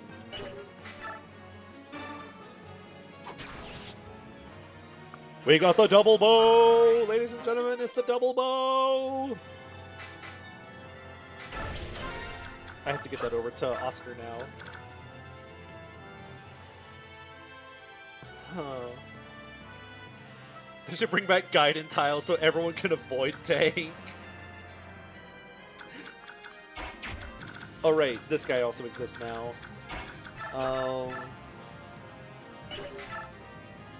Here, just use some HRT on this guy. I really couldn't tell you why the wind swords are so inaccurate in FE10. Isn't it like the javelin is just better than the wind edge, and then the hand axe is just better than the javelin? Oh, wait, I should have Bolganone first. Yo, Bolganone! Swoosh. So yeah, I don't really get why they did that. Because if you're gonna homogenize the weapons by having like a 1-2 range variant for all of them, and then like yeah, if you're gonna try to make the weapons a lot sameier by giving them all 1-2 range options and like blade equivalents, I don't know. That's just kind of weird. I'd rather they found like different stuff to do and tried to make the weapons like different in other ways. I think hand axe costs slightly worse. Eh. It also doesn't help that it's on, like, one of the best classes, like, Draco Knights have access to it. So you can just have Draco Master Har with, like, hand axes.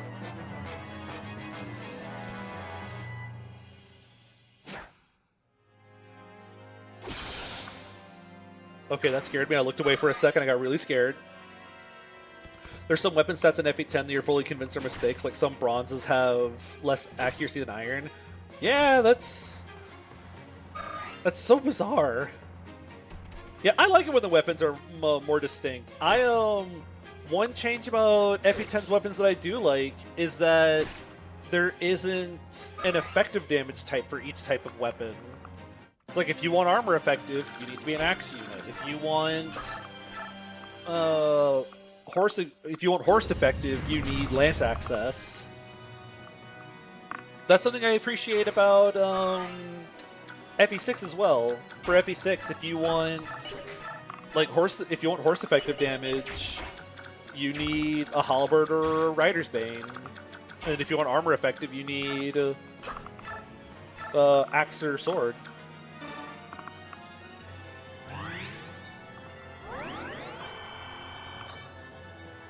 So I like that idea. It helps make having access to the various weapon types. It makes it more distinct and more notable, like who has access to what weapon types.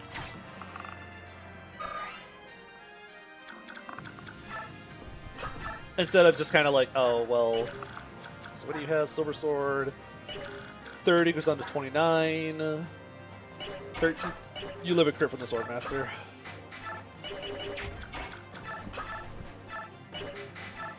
Yeah, I know Berwick does the, it adds momentum to all lances. Which is kind of neat.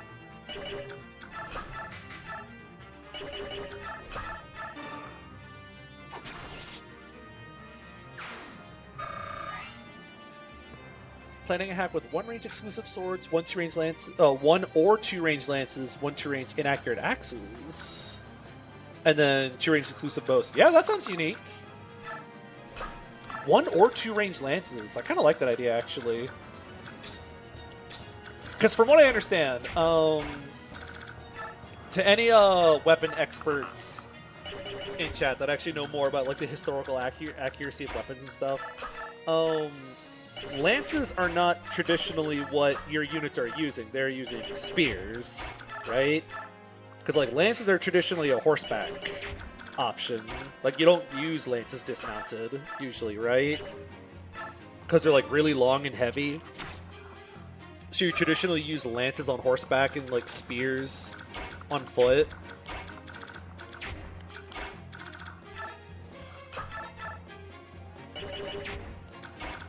Which is why for Fortune's Weave there was footage of the new kid using a bronze spear, and it's okay, that's probably a change that should have happened a while ago, because technically you are using spears, not lances.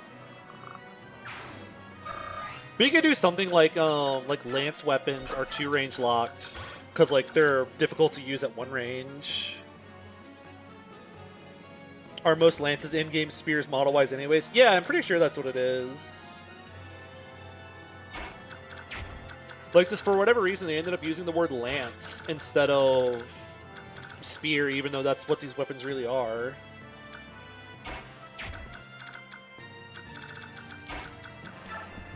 Which would kind of make sense in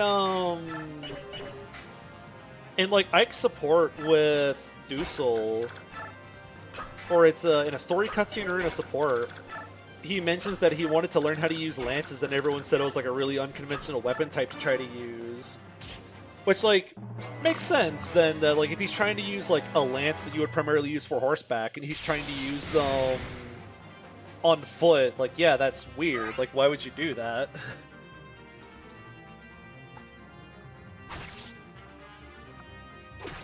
Bonk. Maintain they should cut down on 1-2 range altogether. I agree. I think like 1-2 range is such a difficult thing to maintain and like do correctly. I think 1-2 range in the player's hands can be alright sometimes, but like you really have to be careful who you give 1-2 range to on enemies. Because if too many enemies have 1-2 range, it gets so sloggy. Plus, if too many enemies have 1-2 range, it has a secondary side effect of, like, you can't use your cool weapons now. Because, like, oh, cool, I have a silver lance. But if I use it on enemy phase, I won't counter, like, 3 of these guys, so I just need to use a javelin instead.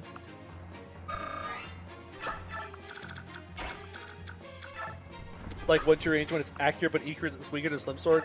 Yeah, the way that like Fe12 and Awakening does. What does this have for you? The way that like Fe12 and Awakening does the javelins, where they're like 1 or 2 might. I kind of like that.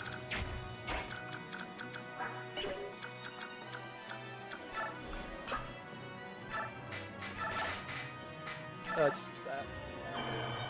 Yeah, Fates was in the right idea. Fates 1-2 range is really fun and good. It's funny. Despite... I actually need to kill this guy. Despite the 1-2 range not being able to double, 1-2 range in the player's hands is still really, really, really useful in stuff like Conquest.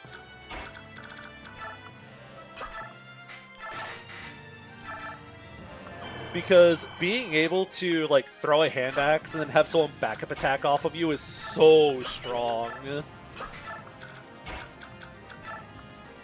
Like, oh no, I'm throwing a hand axe for like, 12 damage. And now my partner is gonna backup attack with lightning for like 13x2.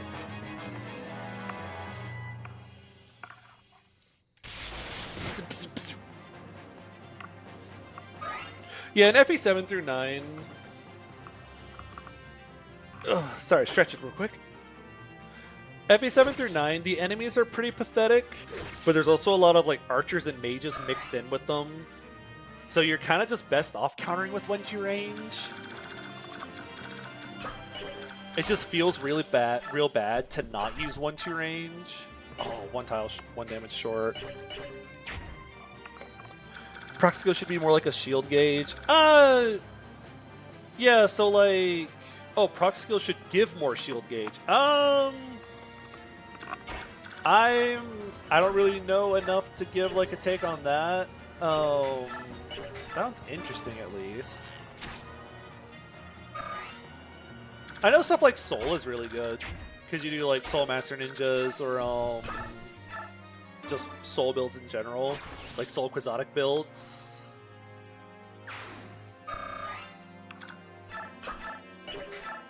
See, I like proc skills, but it also just makes my brain happy watching the thing go swing.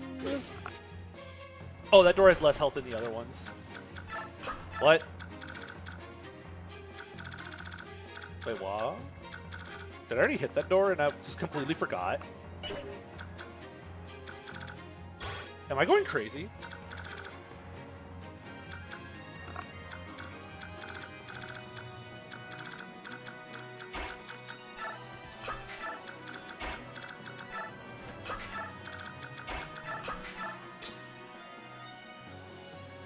Oh, right!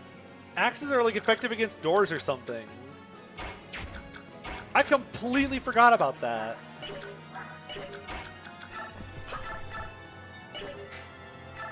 That makes a bit more sense now. Steel Blade!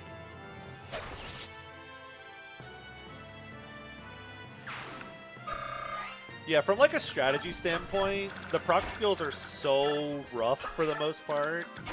But from a like brain happy chemicals angle, like it's like yippee! I got the soul proc. Okay, so this shouldn't break the door. Yeah. Interesting. Did I already heal? Okay, yeah. There are snipers in there, and that's kind of scary. Because they have stupid crit boost.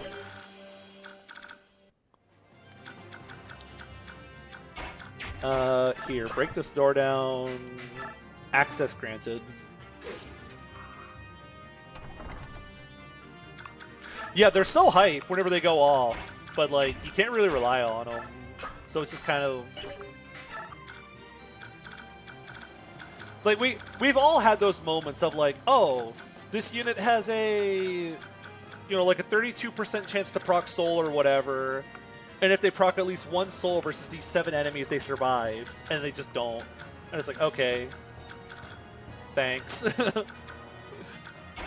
I could have won that.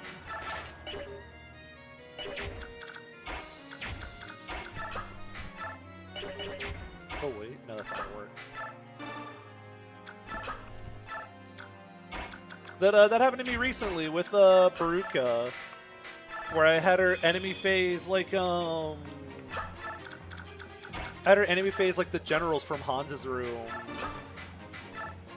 And I was like, okay, like if I wasn't relying on her to soul to like survive, but I was like, hey, if she procs at least soul like once with this like 34% chance, it'll like save me some actions here or there and it'll make it easier. And then after like 10 rounds of combat, I didn't get a single soul proc. I was kind of like, well, thank you, I guess. I didn't want that anyways. It's your supervillain backstory. And the whole time, I'm just like, I would have really appreciated that.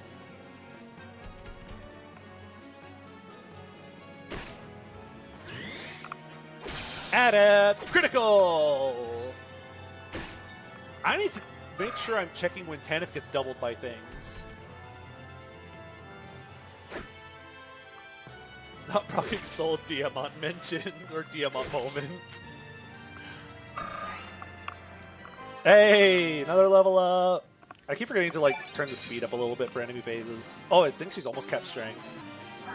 Holy, she capped strength. Yep, this unit's pretty freaking good right now. Bolganon! Fate's Vengeance helped you out a lot. I've thought about trying to do some kind of like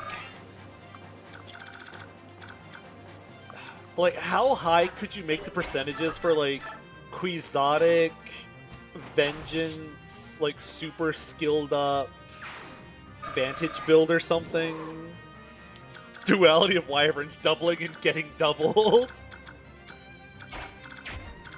So I've thought about maybe trying to find something funny with that. Like how reliable can I make this? Speaking of how reliable, how much damage is taking this guy? They have crit! Oh, I hate it. Get me off this ride.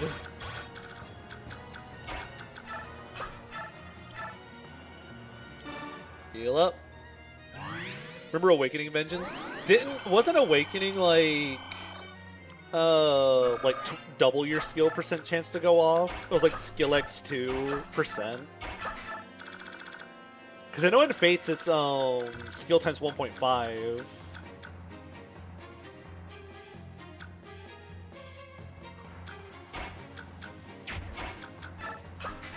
Or does it give you more damage? Because I know it's also like adds half of the damage you've taken. I barely played Awakening, so I need someone to explain it to me. Ow. Oh, it's 2 times. Okay. Yeah, so it's like double your skill chance to go off, which is nutty.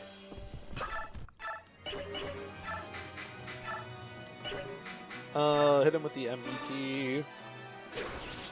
Play Birthright and Rev to get Hoshin Unity.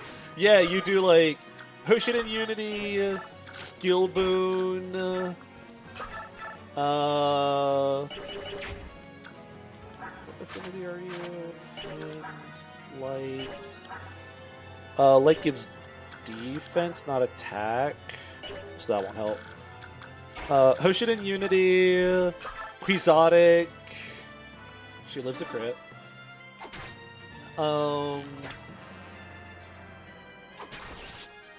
Spearmaster talent. Which class has the highest parrot bonus for skill? That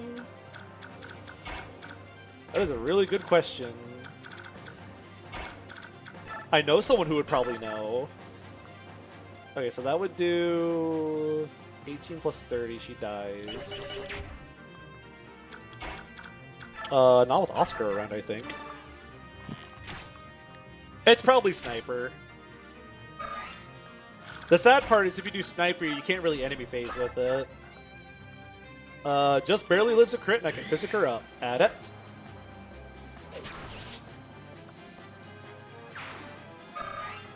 Okay, we're gonna open the boxes. And then I need to decide what we're doing from there. Do we just run up the middle, guns blazing? Or do we, like, run up the left or right side? Because oh, wait, if I don't go up the middle, I have to put up with the status guys. But I think if I just go up the middle, I might be able to, like, bonk the status guys.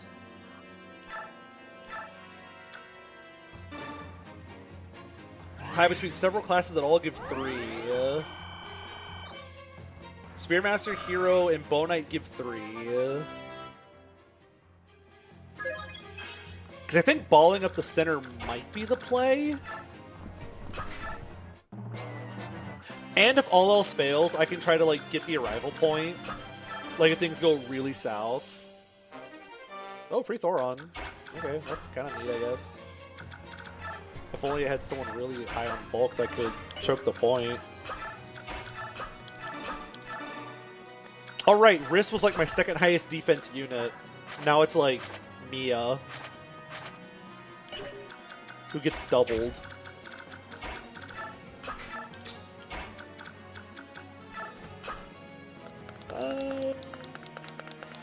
Sniper's not one of them. Oh, interesting. Yukimura gives 3 skill as an S support. Yo! Yukimura pair up! Burbs. Okay, don't break the door with that.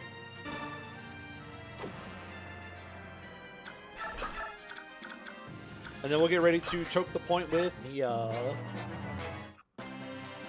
If only we had a Cap Sage who could Thor on this map, at least with a Cap Sage with Thoron who could almost one-round Maniac generals.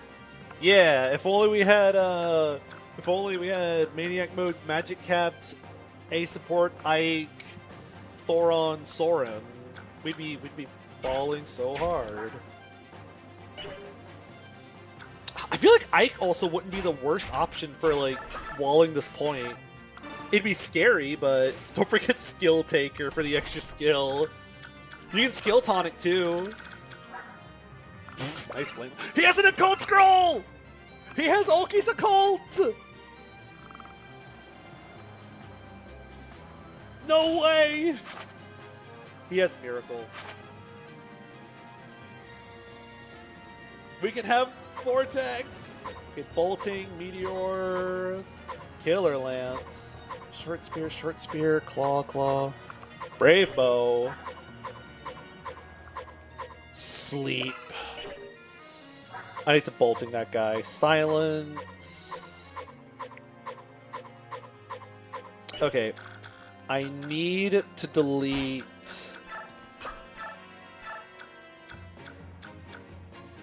That guy, but that's not happening. Who do you support right now? Just Largo. Largo won't give attack. Maybe if I chip him down. What does Vortex do? It lets you cast Elwind.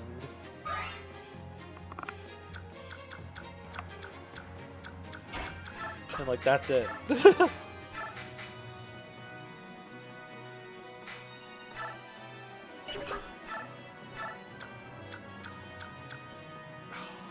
Do a crit.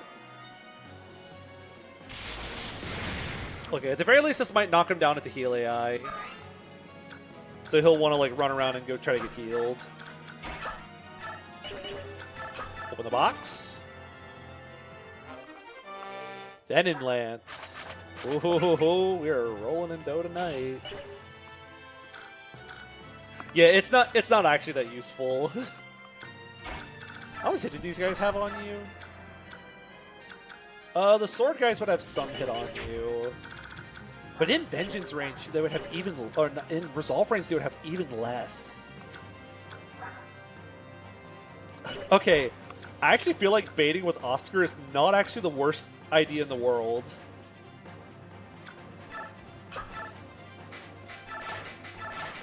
Like, he's high defense, and I can give him his support partners.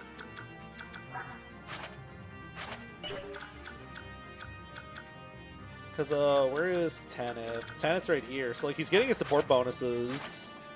2 extra defense. Yeah, you don't usually get Venom weapons. This is like my 5th or 6th Venom weapon. I've gotten so many of these things.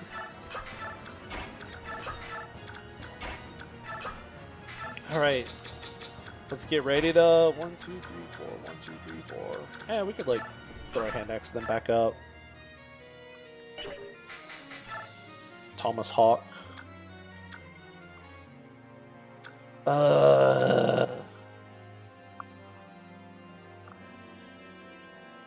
I really want this guy deleted, but like...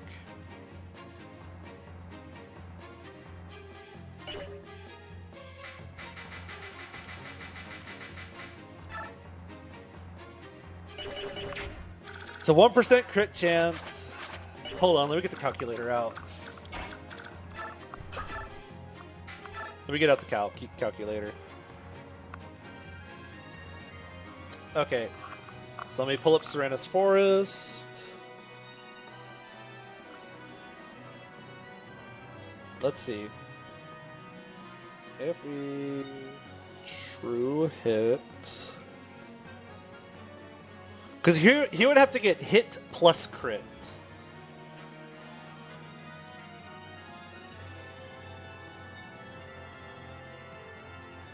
So let's see. 41 hit.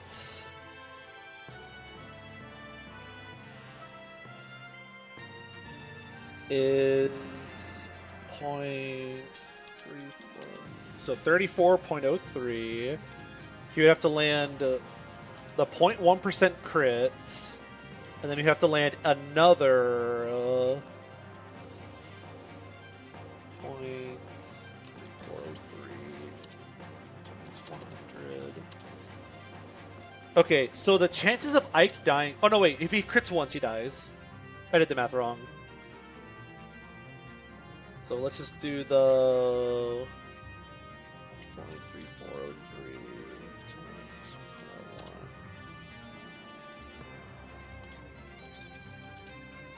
It is like a 1/3% chance this happens. Okay, so it's more likely than Titania, but Titania was like an abnormality. So it's like a 1/3% chance he dies here. That's like 0.03 or something. No, 0.03%. We won't do it. I won't let the intrusive thoughts win. Okay, he's going to get healed. Check what happened to Titania. Oh yeah, what happened to Titania? What happened to Dorcas? Titania died to like a 0.0 something% chance happening. Oh, they all schmoove in. Oh my. Well, this is kind of working.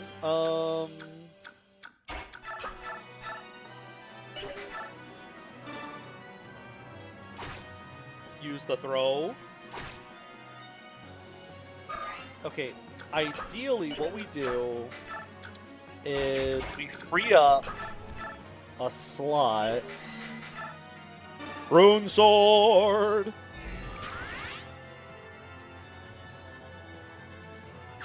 Okay, so we need to kill the general in front of you. She wanted to join Grail in the afterlife. She really wanted to.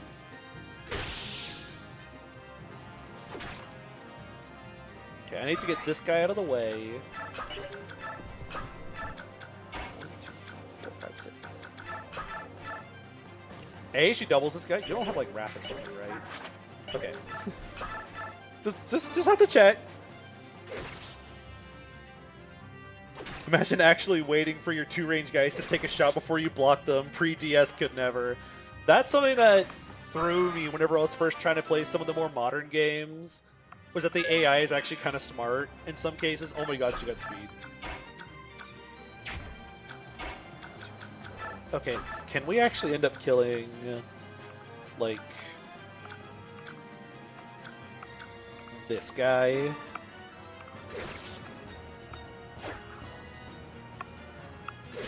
Nice.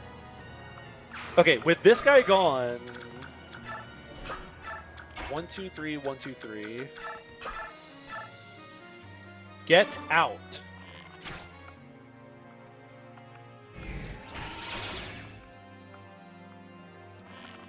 No more sleep staff. Okay. That makes things a bit easier now. I'm more scared about my mages getting silenced now. So drink pure water to lower the chances. Do Mist and Soren retreat? Yeah, a lot of the like story important characters just retreat. So like Mist retreats, Titania retreats. I don't think Boyd does. I think Boyd just freaking dies.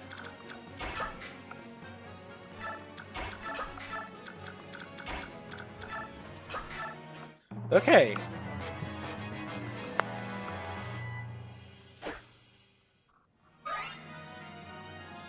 Okay, 2-range guys. Nice. Dual crit.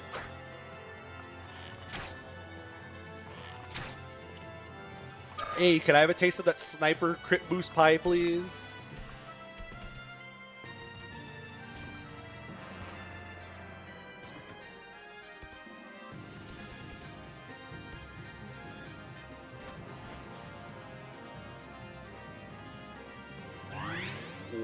Oh, he's going to heal AI as well, so no silencing.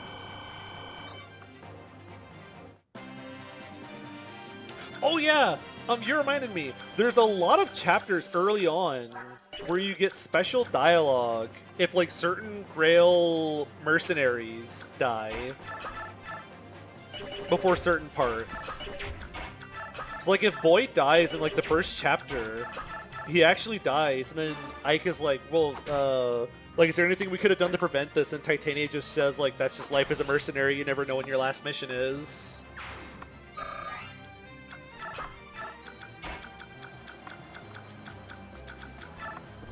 It's really cool that they have that. Oh, nice Killer Lance, idiot.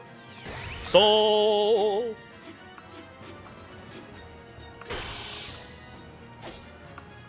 Oh, yeah, so the Sniper Crit Boost is vanilla. Only the English versions have Crit Boost. All the Japanese versions, the enemies don't have Crit Boost. Or even the players don't. No one has Crit Boost in the Japanese version. So they added Crit Boost in the English version.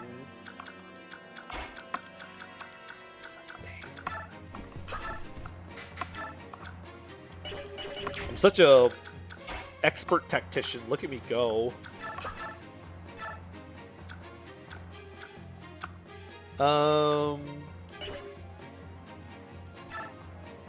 Dual crit.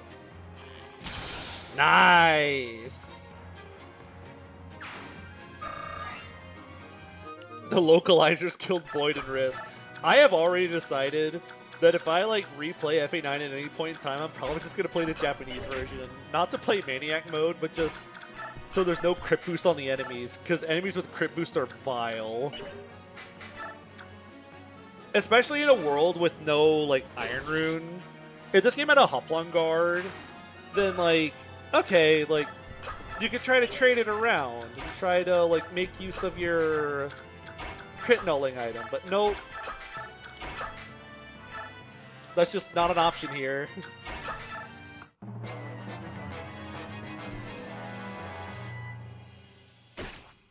Bonk.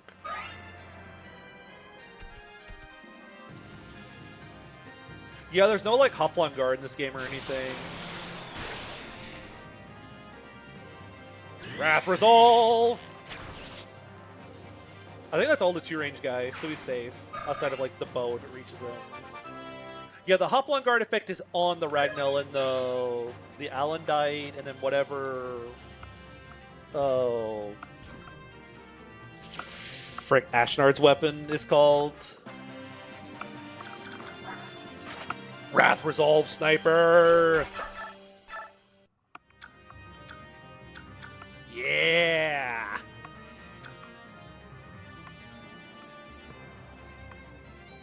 Is it pronounced like Gurgurant or something? What supports give the most crit avoid? None of them in Path of Radiance. Supports don't give crit or crit avoid in Path of Radiance.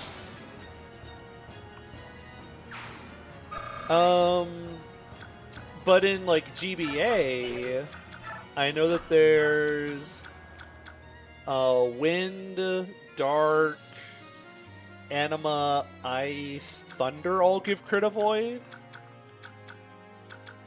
So those are some options if you want crit avoid. What does Thunder do in this game? Avoid and defense. Because all of the supports only give 2 stats in Path of Radiance. So like Fire gives hit and damage, Light gives damage and defense. Where are the other ones?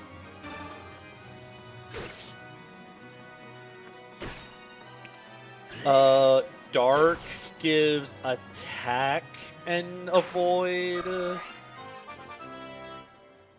Thunder is defense avoid. Wind is a little bit of hit, a little bit of avoid.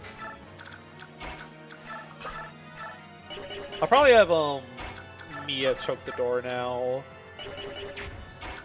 I hate that the sniper is still alive. That bugs me to no end. Good lord. Rune Sword. Yeah, there's some bond support, so like Ike protects Sword from crits if they're adjacent. Elincia has like 3 of those. If Elincia is adjacent, like Jeffrey, Lucia, Bastion, or Kieran, she protects all 3 of them from crits. Like, she just protects everyone from crits.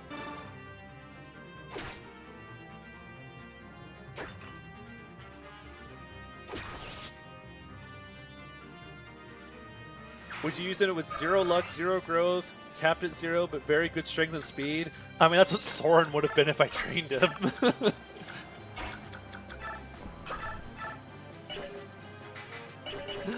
That's what Soren could have been, but I did not train him. Blast this guy.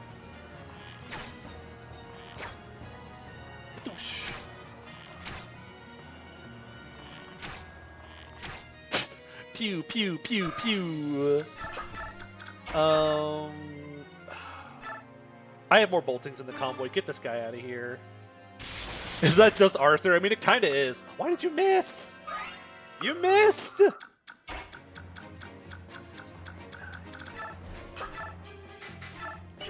Just bonk this guy. Get him out of here.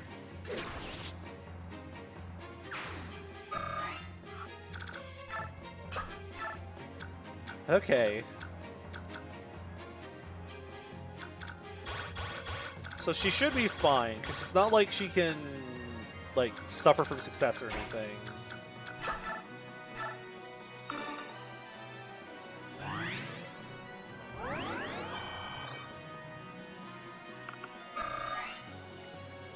Hey, if you're upset that the superhero character has low luck, I kind of like it because Arthur has really low luck, and he has a skill that gives his own personal skill gives him like less crit avoid, along with other enemies. It gives enemies like -15 crit avoid, but it also gives him like -5 crit avoid. But his son's personal skill gives allies within 2 tiles like 15 extra crit avoid. So they're like a father-son like superhero duo. They go fight crime together, and his son gives him crit avoid.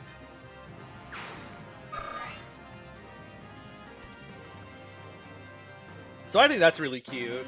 They're supposed to be like a superhero sidekick.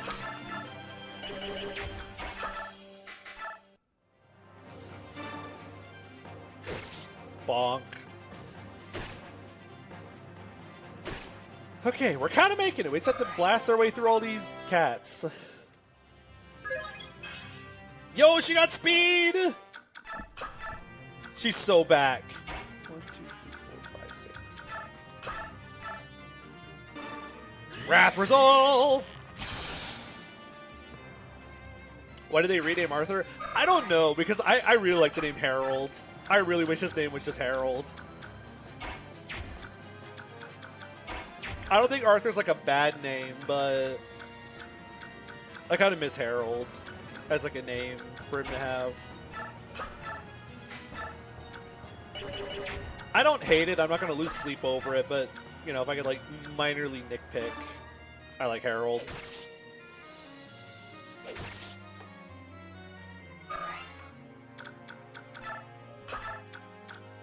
Up.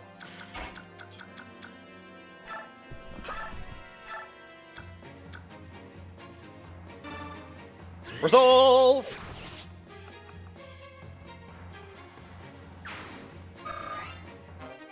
Yo, Chesky. Okay, and I'll wall the door with, like, Marsha.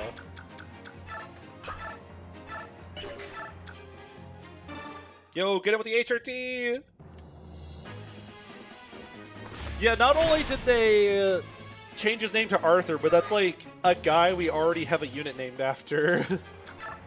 I guess in the States, not yet, but still, like, you had to pick a guy that already has a unit named after him, really.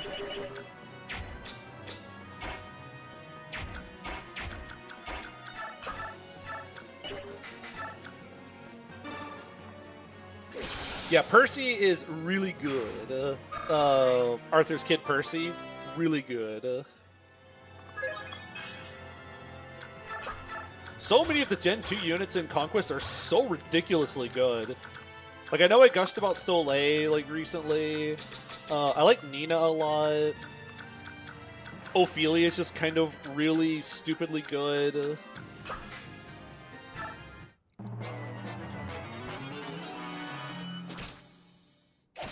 Ophelia is great because, delicious one Vantage Sorceress.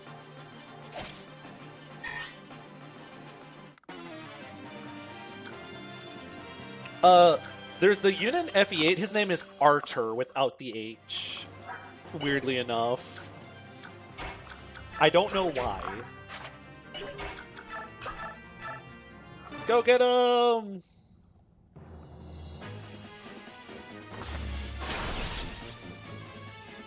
Yeah, I've heard Valoria just has a bunch of numbers. I've still never used Valoria before, but I've heard she's really funny and good.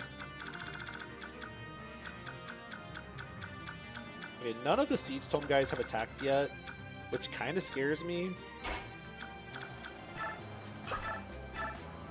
Oh, double effective Oko. Wrath Resolve!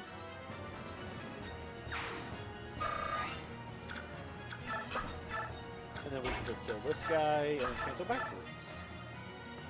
It's a very apparent that the Siege Tomes don't move.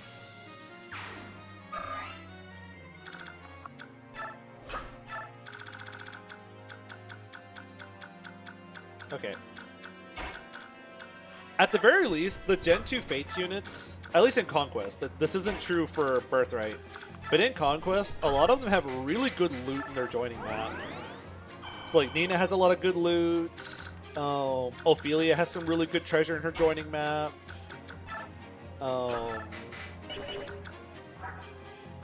Soleil's map gives you some good stuff.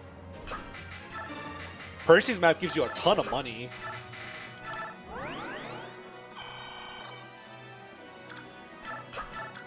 Which, hey, I'll take all that money.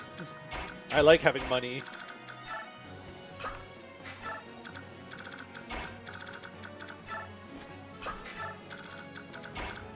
Okay, it's almost time to go start opening all the boxes. Do we steal money from the bank robbers? He's stopping. It would take me a sec to try to explain all of it. So, a lot of the Gen 2 units are really upset at their dads because the way they did the Gen 2 system was just to lock the kids in this thing called the Deep Realms, which is just like a time chamber or something. It's really bizarre. So some of the kids don't really like the dads that much because they're like, oh, you sent me away to be raised in the Deep Realms or something. So Percy like sends a bunch of his guys against your army.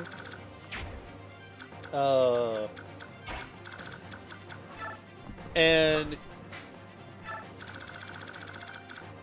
instead of killing all the guys that are fighting you, instead you just scare them away with dragon veins. You like perform some kind of like effect that like only a royal would be able to do. So all the enemies are like, oh my god, you just use a dragon vein. That's something only royalty can do. Like, you guys aren't criminals, you guys are the royal family. I'm so sorry for trying to kill you. And for everyone you scare, for every unit that's in that range of effect that you use the dragon vein for, you get 500 gold. So the objective of the map becomes how many red units can you fit into like the area of effects that the dragon veins cause to get as much money as possible. Deep Realms is an easy bake oven for growing kids. Yep, that is exactly what it is.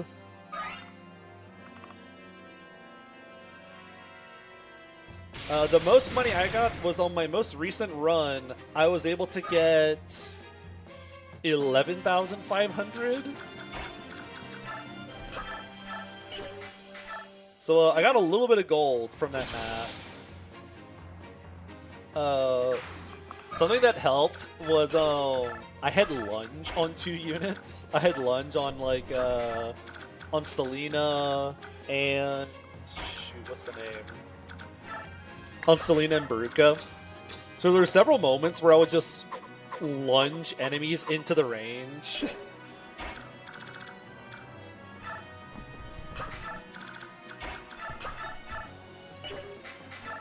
Steel Blade! Imagine if that Killer Lance boosted Tana to S and locked you out of Irvin. Oh, that would have been sad. Oh, I forgot. You can only get 1 S rank. I always forget about that. Okay, there's only the boss left. And I am very certain there's no reinforcements on this map.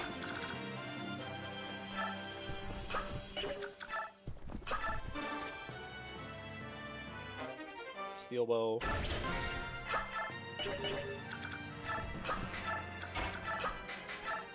Oh, he also has a chest key.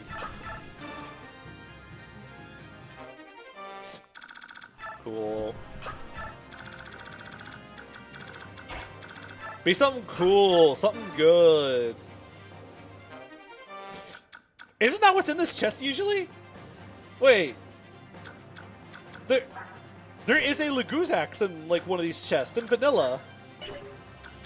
That's just vanilla. There is a Laguz axe in one of these chests in this map.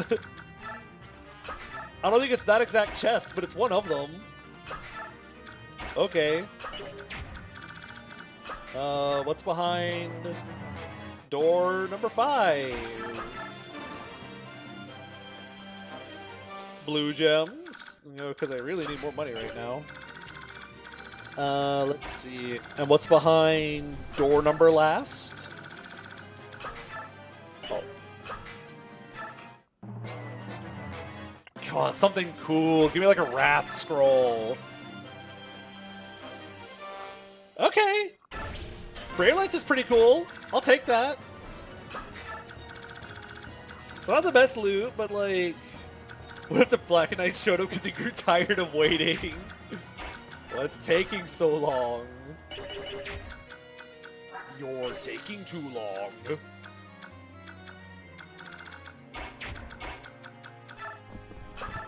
You're long. He also has a Flame Lance instead of a Brave Lance. What a guy. Alright, so support bonuses. We do have Wrath Resolve. He has Miracle and oh wait, no, he has Parity! Wait, I don't get Resolve. Oh! Well, that's mean. I like my Resolve. Jerk. Well, no remorse for killing this guy. Black Knight will wait patiently for his revenge, but only for 25 turns.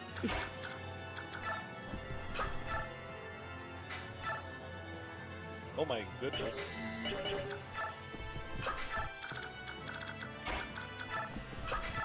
Alright, let's get ready to bonk this guy.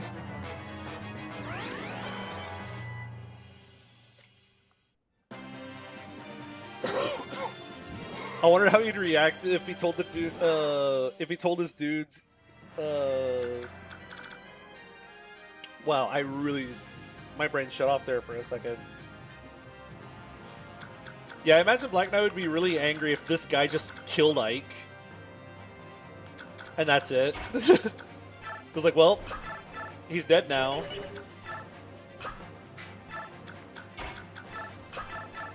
Oh well, this is still your chance to be a big shot.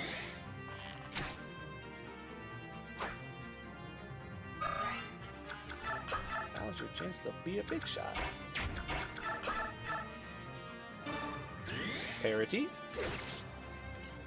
Who do we try to give this kill to, and why is it Rolf? Did she level cap? Oh my gosh. Well, we have strength and speed transfers on Marcia. Oh! That's scary. Don't do that. Does that have 100 hit? No.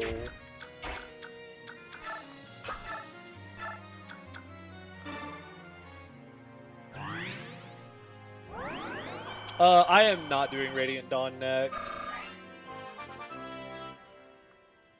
I imagine getting a save file to transfer on a randomizer would be really difficult. Oh, here we go. Where's the Burger King?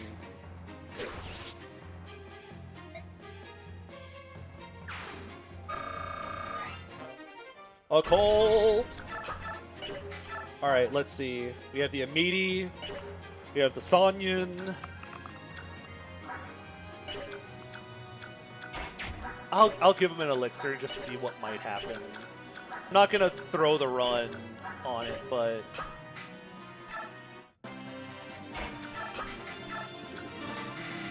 oh yeah, it has an elixir. We'll give him more elixir. We got all the boxes, right? 1, 2, 3, 4, 5, 6, 7. Alrighty, guys. Time to redeem some Whopper vouchers. Actually, is there a different dialogue here because Mist won't go to hell?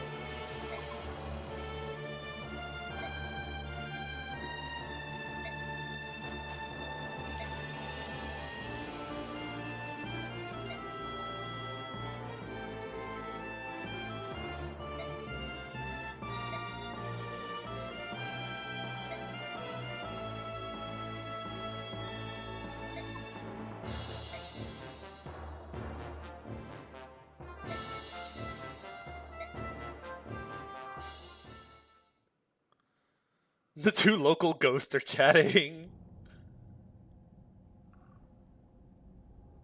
Well.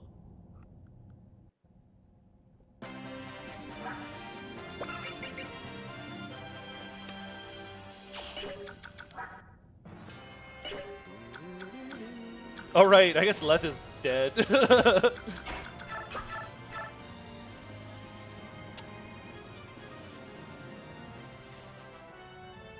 No. Because what does this do? Reduces your defense by half. So I lose 6. He does 6 more damage. He just Okos.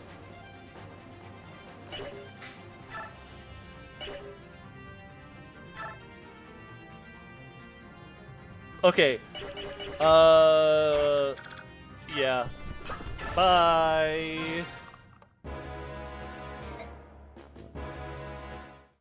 That's just not happening.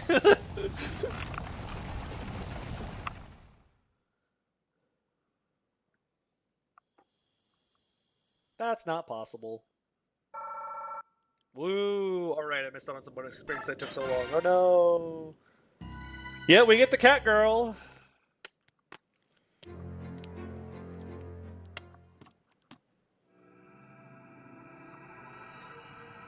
Twisted Towers. Hi, Anna. Nobody died! Yippee! Let's see.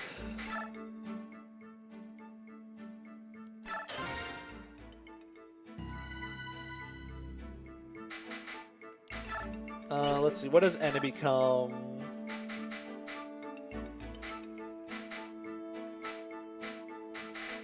Oh, does she not? Oh, she joins on map, I think.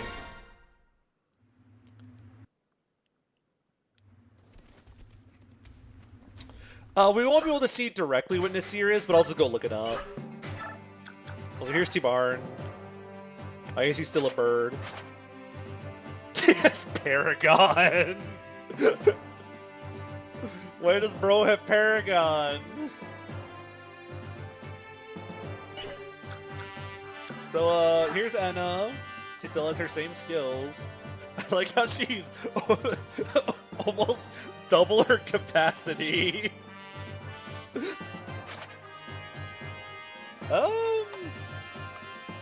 Let's see. What do her numbers look like?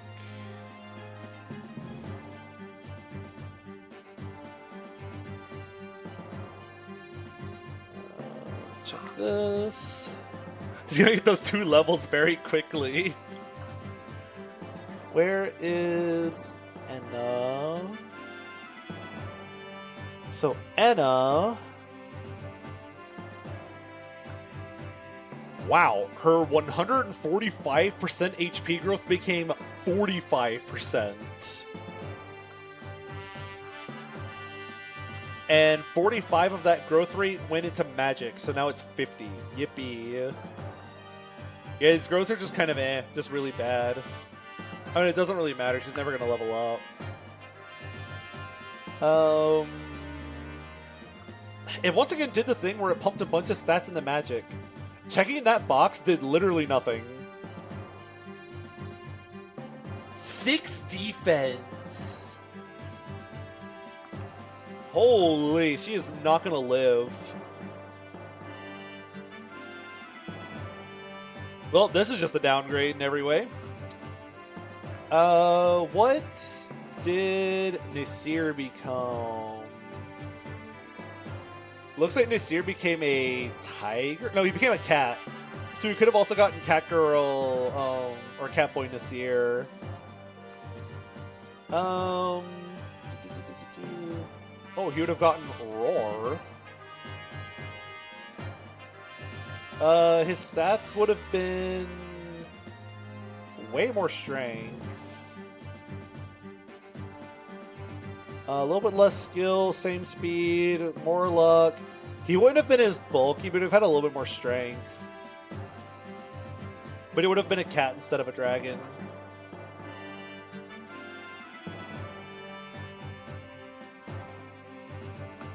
Oh well. But there is one important thing we have to do real quick. Where'd my game go? There it is.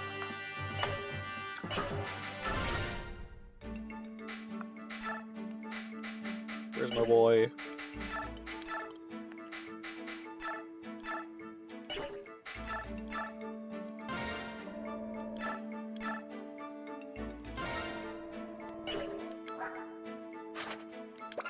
There we go. The Laguz with 2 range.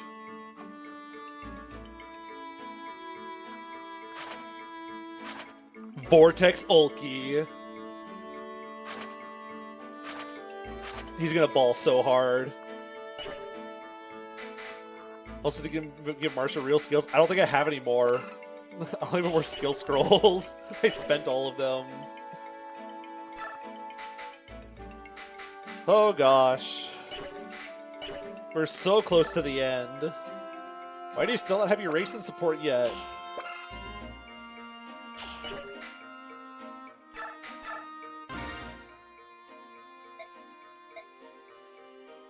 Nah.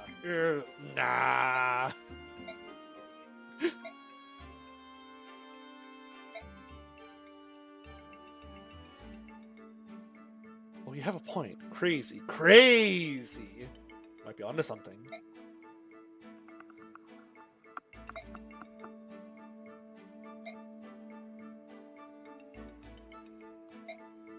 Yeah, you should really get out of the like combat frontlining industry, or else Mia's gonna take your head off.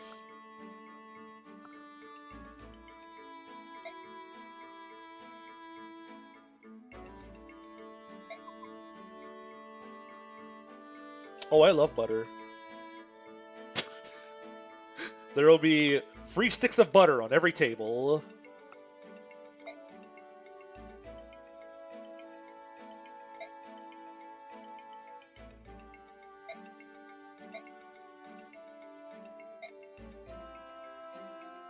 Two people can think about 2 things at once. Unless you're my D&D group, we all can only think about 1 thing at once.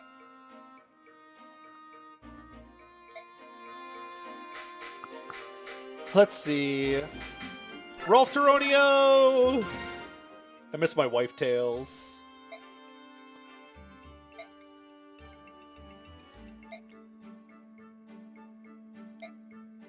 Rolf.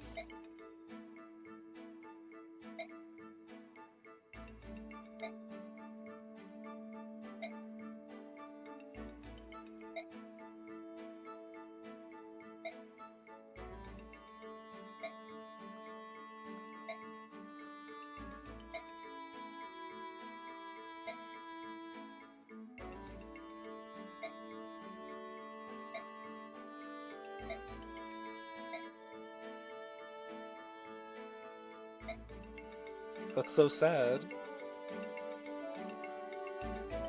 Yeah, his mama's alive in Radiant Dawn. Like, you can go see her.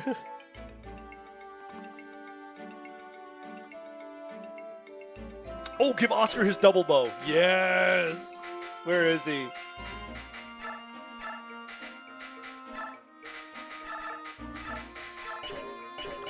Yeah! Double bow Oscar!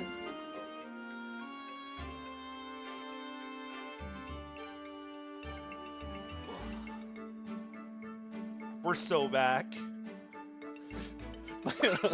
My favorite part about the double bow is that it's 4 range. Not 2-4, not 3-4. It's 4 range. Only 4. It's so peak.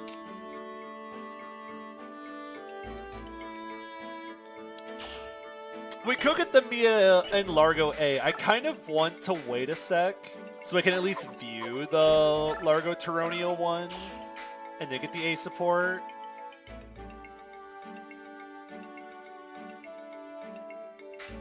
Although there's a chance they might not survive. I'll go ahead and get it and I'll just look up the support.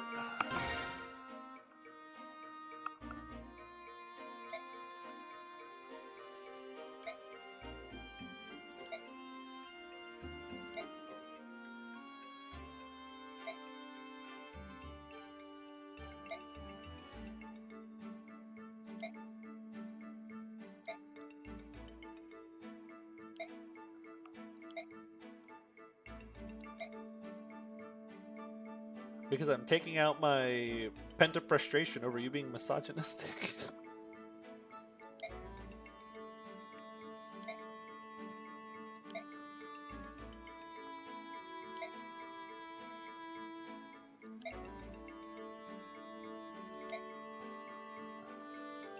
You also lose because you're a Myrmidon in FE9.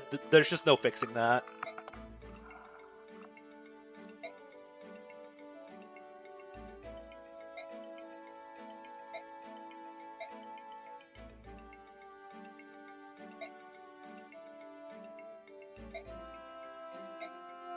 Look at that, how sweet.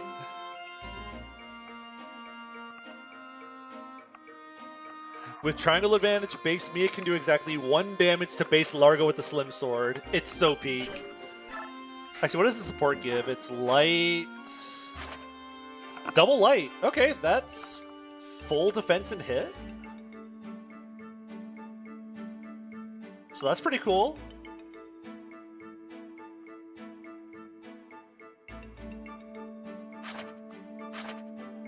Largo. Oh, we really don't have the racing support unlocked yet. Do you get the Ike Racing A support on final? Do you have to wait until final to get the Ike Racing support? Really? That's so long. Well, I'll get Tanith Oscar because I really want to get Ike Racing A support.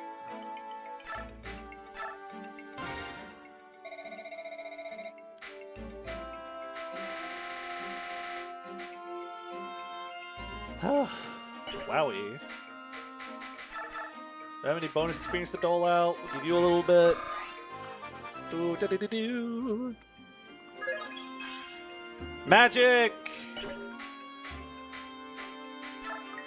Top you off. Can we bring Alicia to final to see if the triangle attacks the thing? There should be a combo that lets me know whether it's going to be a thing or not, right? I might test it off stream to see if it's there, but... Or maybe I'll, like, test it, like, not for realsies, because I don't want to lose the run over it. Because I really don't want to bring Alicia to final. Magic! Perfect level up! That's that Vortex scroll. That's that Vortex putting in work. That's my boy. I can't believe I'm an Ulki fan now. I can't believe I'm, like, of all people, Path of Radiance Ulki is, like, my new underdog that I'm rooting for. How does this happen?